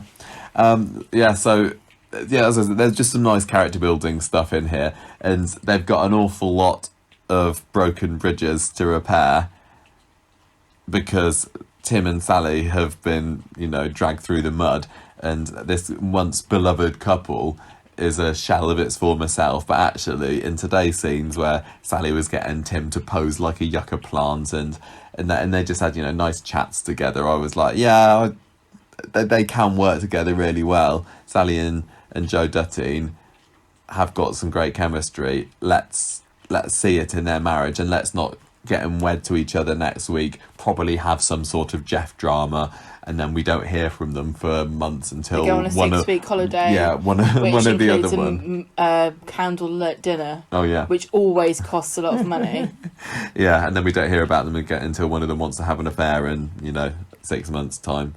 So I thought that was nice, but I suppose the Jeff, Nikki, Daniel stuff was just the end of previous drama. I don't think there's a whole lot to talk about apart from just, isn't it annoying that people overhear other people, but sometimes you have to do that.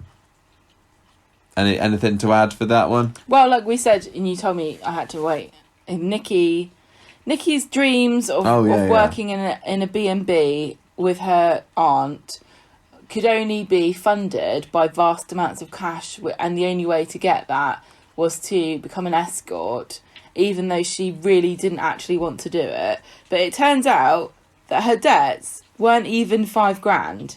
No. And I'm assuming that some of the money that she's taken wasn't just debt paying, but things like buying a tram ticket or a train ticket, getting food for them to getting eat, fish and chips, getting the kid there, getting her set up in a flat somewhere. And she still had money left over from $5,000. Nikki, you are nothing but a big lying trash bag. Do you think this is the last that we've seen of her? Unfortunately not. I feel like it's not. It could be. It felt like a final goodbye. The only way I want to see her coming back now is for her to come back and go, "Oh, I'm so sorry, Daniel, I lied. Actually, I used to be on drugs and I got out of it, but then I owed the dealer money, and I wasn't actually going to a B&B. The story that I told you was rubbish because it doesn't make sense. And here's the real story, and this is why you should feel sorry for me and not just think that I'm a big chancer." The other part of the story that looked like it could have been interesting, and maybe now it looks less likely that it's going there, is she linked to Jeff? Has Jeff been one of her clients? Has Jeff been the client of one of her colleagues? And I don't think that we have seen a scene where Nikki comes face to face with Jeff yet, have we? So there's still the possibility there. But when we were last week speculating, was Jeff the person that beat her up in the hotel room? It seems like that's less likely now, but not completely impossible. But Jeff saw Daniel and Nikki together because he saw them. Oh yeah, and Nikki was facing him, wasn't he? I think it still feels honestly, like there should be right. If they are connected, Coronation Street has dropped the ball, because if you saw out of the corner of your eye the man who'd beaten you the week before, you would instantly see him. He had a mask on. You would pick up on it. There still could be a link, even if it isn't Jeff and Nikki. It could be Jeff and one of Nikki's I'd rather mates. it was something different, because the fact that this £5,000 was being carried around by Jeff in an envelope, it's way more interesting to me if it isn't for an escort, because then the question is, what is it for? That's very true. And maybe they want us to think it's for an escort, but yeah, is it something to do with Elaine? Is it some kind of ransom money? Or is he giving her money to... No, is he like, you keep your mouth shut. And she's like, I can't. I literally have nowhere to live. Yeah. I have to live here. They know where I am. They've got my address. I need to get away. And he's like, right, take £5,000, which I don't care about because it's not my money. It's Yasmin's. Yeah. And go. And if I give you this, you go. Wouldn't it have been a great way to end the week, a week of twists, to have had a final scene where Jeff goes to visit Elaine and gives her that money? Not that he's got it. Yeah, he does have it all back at the end, doesn't he? Because Craig gives the whole lot. That would have been a great twist at the end of the week. Or even just seeing him counting the money that Daniel gave him, and then we see him outside the tram station counting the money and putting it in his jacket pocket and going like, I'm gonna go and this is my task. Yeah, this money is going somewhere. The envelope has the name Elaine or Philippa on.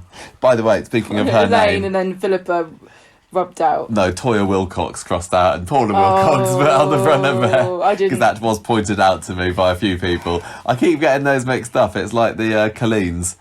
It's Colleen. Yeah, you know, Colleen. No, what's the name? Colleen Rooney and Colleen. No, who is it? Who is it that I got mixed up that one time? Nolan. Who is it? Colleen. It was those people that I get mixed up. The footballer's wife and the loose woman star. You know what I mean if you've been listening long enough. Okay, remember who they are now. But anyway, I apologise. Get them mixed up again. Paula Wilcox for getting your name wrong last week. I'm sure it may happen again.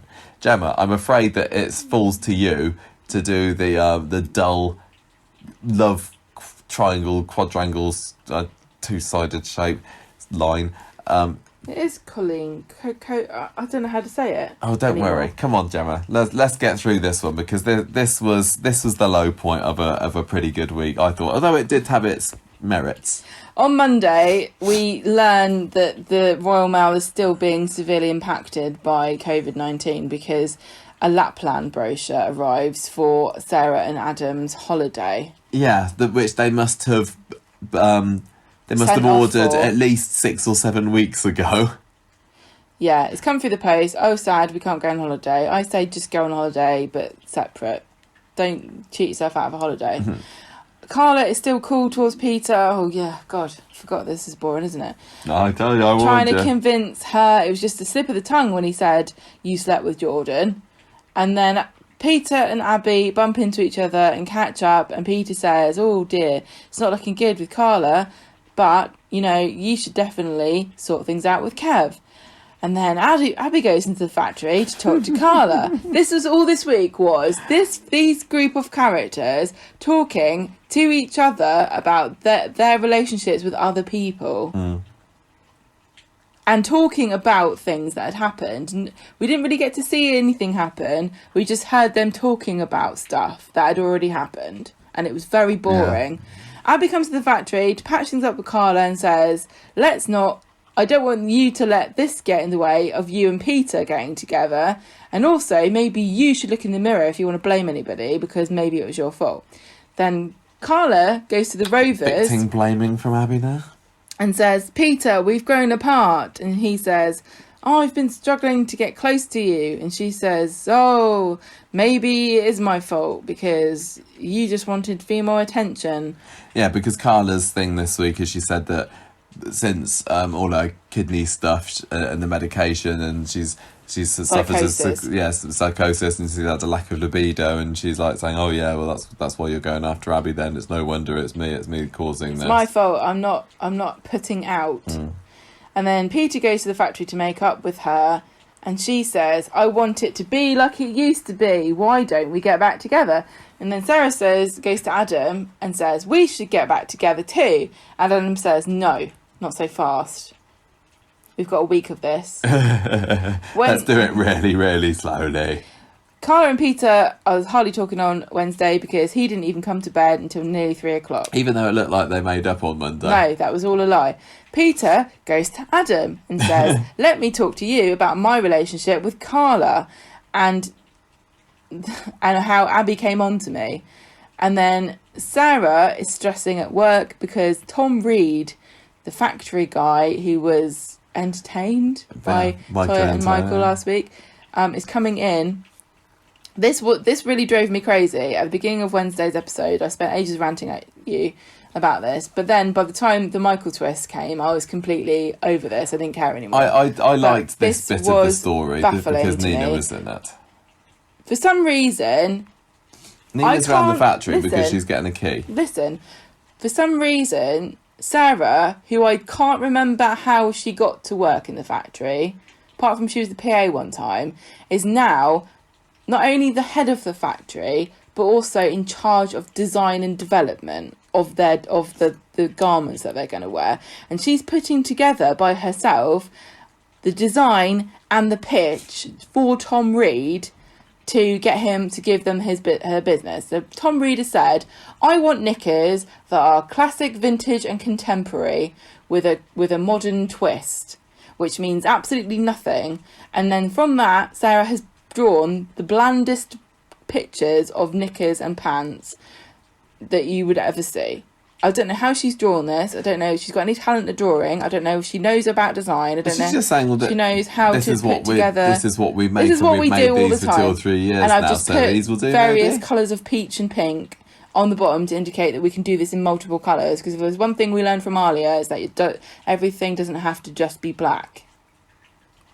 Yes. Carla comes by and says, why don't I just do it? And Sarah says, oh yeah, keep reminding me that you can do my job better than I can. It's like, Sarah, at this point, the yucca plant that Sally's planning to put in the living room can do your job better than you.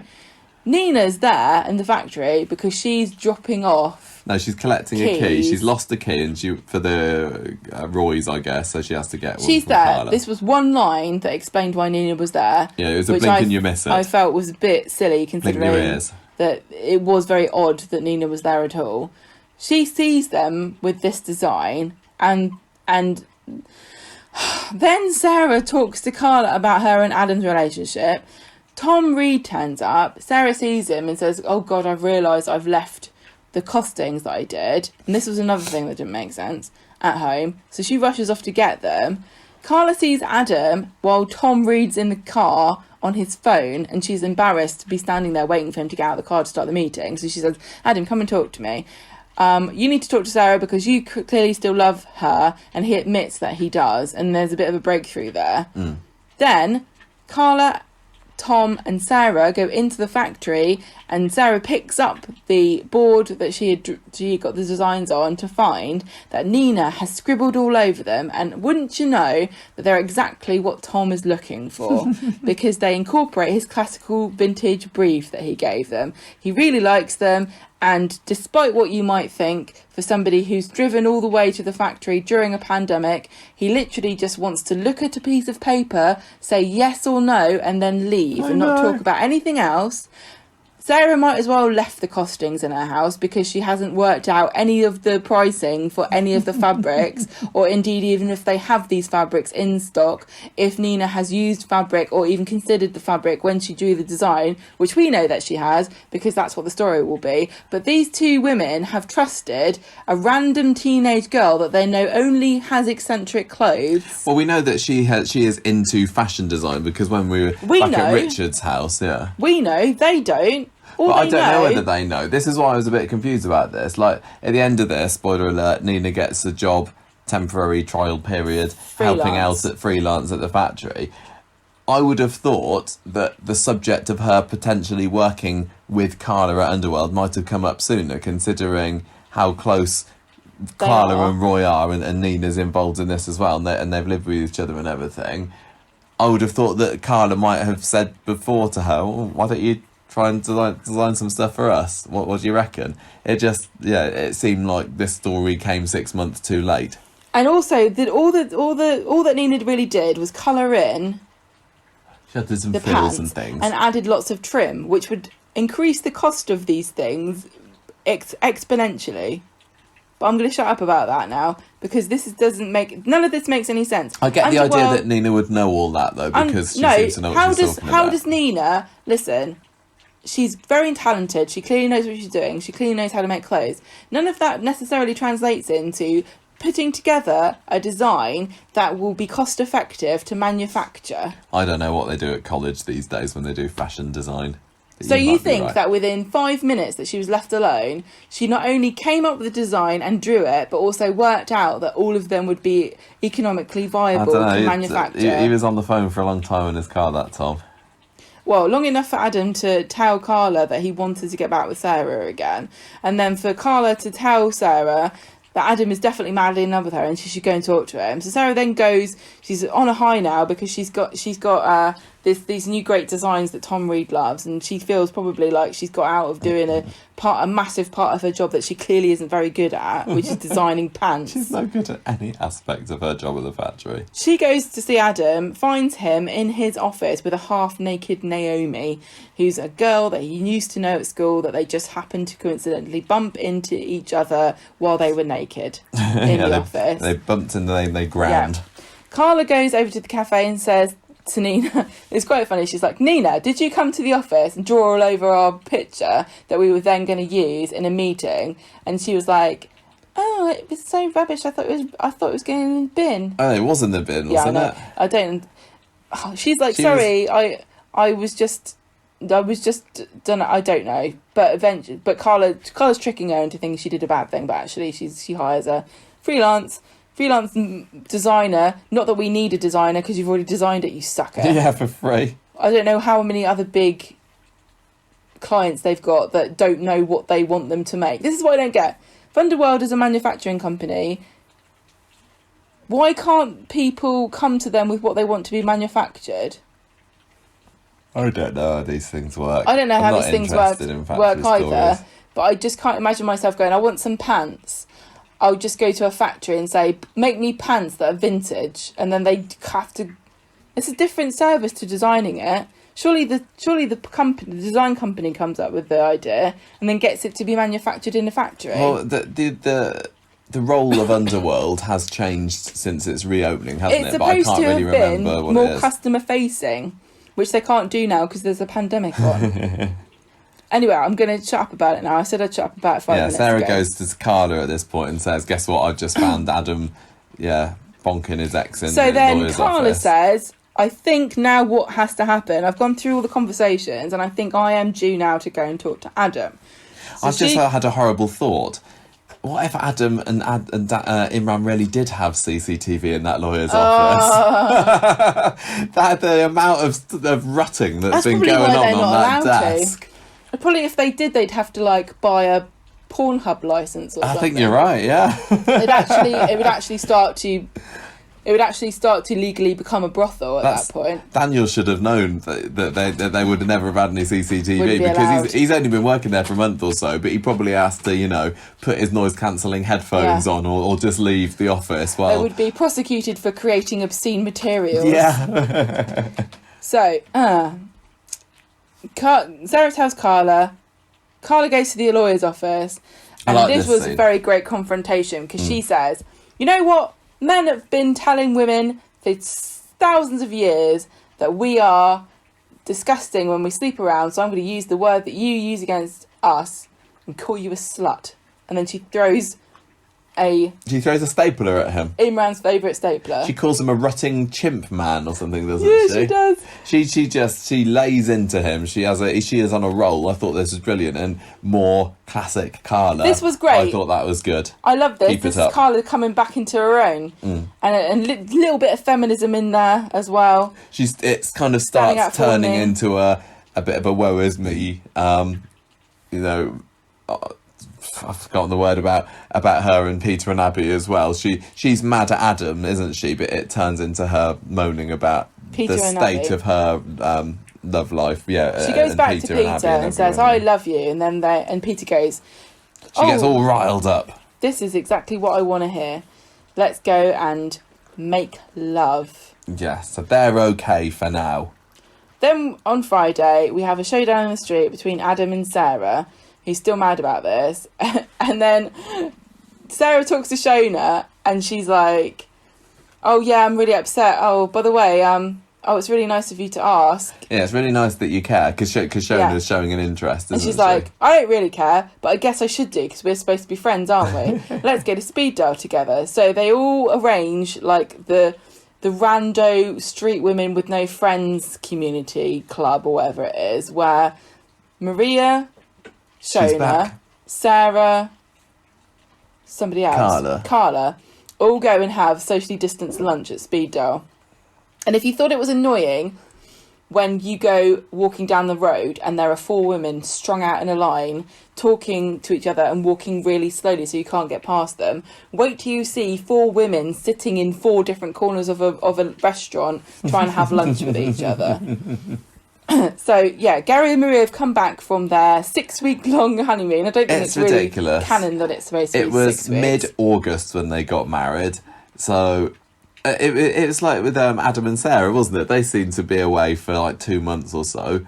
I really wish that when Maria and Gary had come back, they hadn't made a thing about saying, "Oh, you've just come back." Why couldn't they have just said, "Oh, you've been back for a few weeks now, haven't you?" No, because Maria's very insufferable.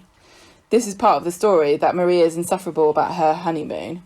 Mm. So they all go there, yeah. Maria's speed dial party, whatever.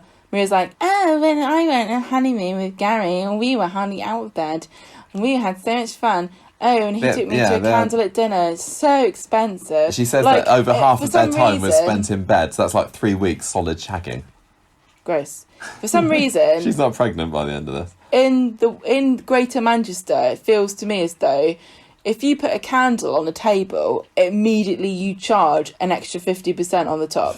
But I have to tell you that were you to go anywhere else in the country, even further north than Manchester, because yes, it is true, you can go up from there, it's pretty standard to have a candle on a table. In fact, they sometimes do it at Pizza Express. I think Gary might have been having you on a bit how much that candlelit dinner cost. And they also had an argument because Maria Connor, who maiden name Sutherland, told her new husband Gary that she didn't want to take his surname because she's suddenly become more feminist. But I think it might be something to do with the fact that his surname is Windass. Yeah, who'd want Maria that? Windass. She's like, no, I'm keeping Connor, thank you. To honour Liam's memory, of course. I think it might be, to be fair, it might be something to do with the fact that she has a child called Liam Connor Jr. Maybe, but they did make a comment on the show, like, is it, I think even Carla said, is it because you don't want to be Windass or something? Like, that's quite funny. Well, then, so basically, Sarah is listening to Maria talking about how wonderful it is to be married to Gary, and it seems as though half of her is thinking, huh, Gary's no catch, and the other half is thinking, huh, how come she gets to have a good, happy ending with Gary and here I am stuck and I haven't even got Adam. So she's there, she's jealous, and she goes and talks to Gary when he comes in, and I don't know what she says because I can't remember. She's just like, she doesn't say, she says, hey everybody at home in TV land, do you remember that I know that Gary kicked Rick Neelan? We're just going to talk about it a little bit and maybe make some hints so that people that might be listening don't listen to us. But everybody, I know, we've got a secret. This is going to carry on next week. Yes, that's what they Sarah say. Is just so unable to watch anyone else be happy when she isn't, that she has to put a spanner in the works here for Maria and Gary. Yeah, but I like Sarah and I don't really like Gary or Maria, so I'm still on her side with this. Difficult to care about this. It really, really is. It was literally all week. Painful. It was Peter and Abby talk about Carla and Adam, and Adam and Carla go on a trip and they have a conversation about Peter and Maria and Sarah, and talks to Judy Bloom about how much she dislikes. You know what I mean? It's all people talk to someone else about their feelings about something else going on, and it's the washing machine, isn't it? And eventually care. Some sort of affair is going to come out of this. It feels like it's like, oh, is it going to be Sarah? So where and did we Gary? end up at the end of the week? We ended up. Peter and Carla were all right. They got back together. We ended up with Adam and Sarah being even more definitely split up, because even though both of them wanted to get back to each other, but Adam happened to bump into his old mate, so he obviously didn't want it that much. Gary and Maria are loved up, but Gary is being warned off by Sarah. Yeah. And Abby and Kevin are all okay. Kevin wasn't in it this week, was he? Was even Abby in it? I don't even remember. I don't think Abby was there at the beginning of the week. Was she? But yeah, I think so. Things are looking okay for everyone, apart from like at a surface level. apart from obviously Sarah and Adam at the moment. But it feels like it's the calm before the storm because they're all going to get jumbled up. And I'm wondering whether it's going to be Carla and Adam, the surprise affair. I think a lot of people got that energy from the scene where she was raging at him. Yeah, you know what it's like at school. If you fancy somebody, you throw a stapler at them. Wouldn't be the first time that she went after a younger Barlow. No, indeed. She's already had Daniel. So it could be, but I'm not fussed either way. Really, really not. Just get it up and get it over with. Get it up. Fed up with it, but I would say that, yeah, I did appreciate this for Ali King's performance particularly. I like Sarah. Adam, I'm going to go back and forth on about whether I like him. He was all right. Ali was great. But just the story was not so good. I'm kind of somewhat interested in seeing what, if anything, Nina's going to have at the factory, but it could very well go that she doesn't have anything to do with the factory.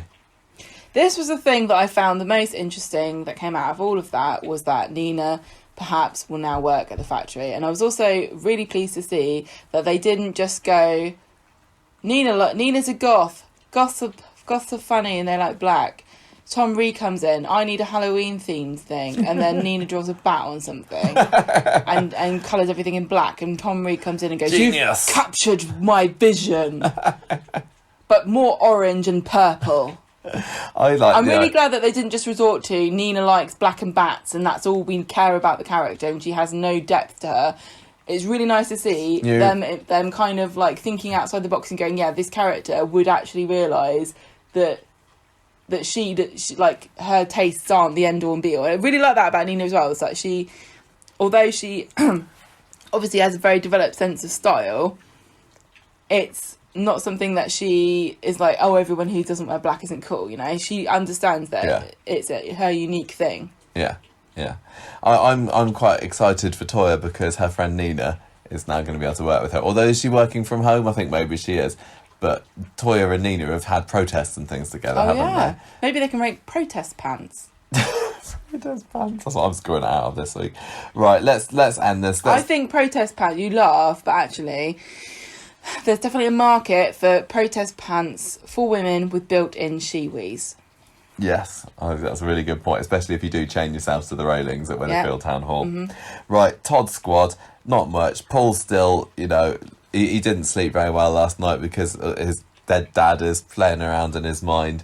He's forgotten that he was supposed to be taking Summer to the dentist today, and he makes up the excuse to Billy that he's got to go and help move furniture with Rita, which I definitely think is a euphemism for something. Billy tells Jenny about this later, and Jenny's like, hang on a minute, that doesn't make sense. Rita's up in Cartmel with Mavis. Name check. And Billy's like, what's going on there then? Where's Paul been and why did he lie to me? Well, everybody, it turns out that Paul is becoming a volunteer for an outline for teenagers because he wants to do a bit of good. He reckons he can. And Billy thinks, I think this might be a bit too much. You might be biting off more than you can chew. You're going through a bit of a bad patch yourself and I don't think you're ready. So what's going to happen there? Maybe he's going to turn into Ted Bundy. I don't care. I think that would be the most interesting thing that could happen. Ted Bundy used to work on a suicide hotline when he was a student. And one of his co-workers was a woman who later wrote a book about him. And they were best friends. Paul is really one of those ones that I really, really want to like, but I don't dislike him. I'm just very, very nonplussed by Paul. I like the idea of this story because of the Toddness of it, although that's been a bit on the quiet side this week.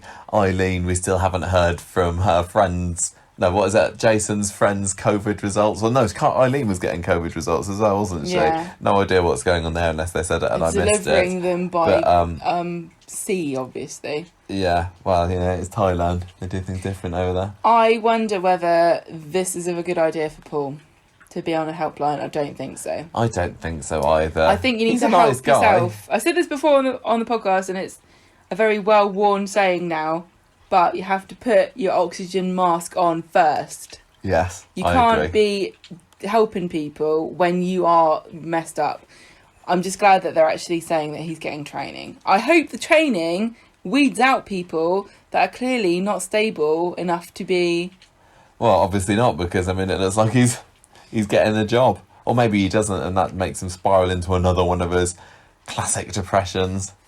Who knows? I don't know. It's But, it's very audible, very laudable for him to want to help, but I just don't think sort of telephone counselling yeah. is the best move. Perhaps No. maybe he could work.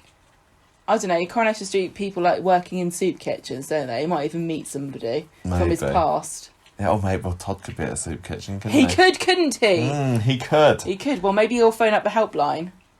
Oh, yeah, he could. That'd be a nice coincidence, wouldn't it? Yeah. Maybe he'll phone up the helpline and go, oh, it's so sad I can't help scamming people. And Paul will be like, oh, that's really sad. And he'll be like, yeah, I know. What's the long line on the front of your card? Right. What are we rating this week? I mean, if we think about character of the week, I'm going like it's kind of got to be Michael, really. With like an honorary mention for Sam. There's lots of honorary mentions this week.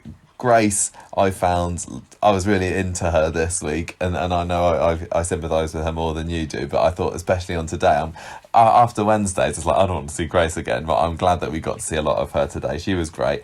Leanne, yet again, wonderful, I thought, but annoying, some people will say, but I certainly sympathise, and I'm enjoying seeing her not giving up.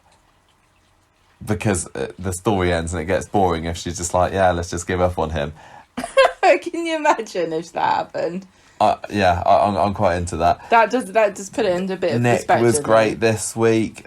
My heart melted for him when he read his letter and then he saw Sam. I thought that Ben Price did a really wonderful job of getting that instant paternal bond with this son that he never knew he had.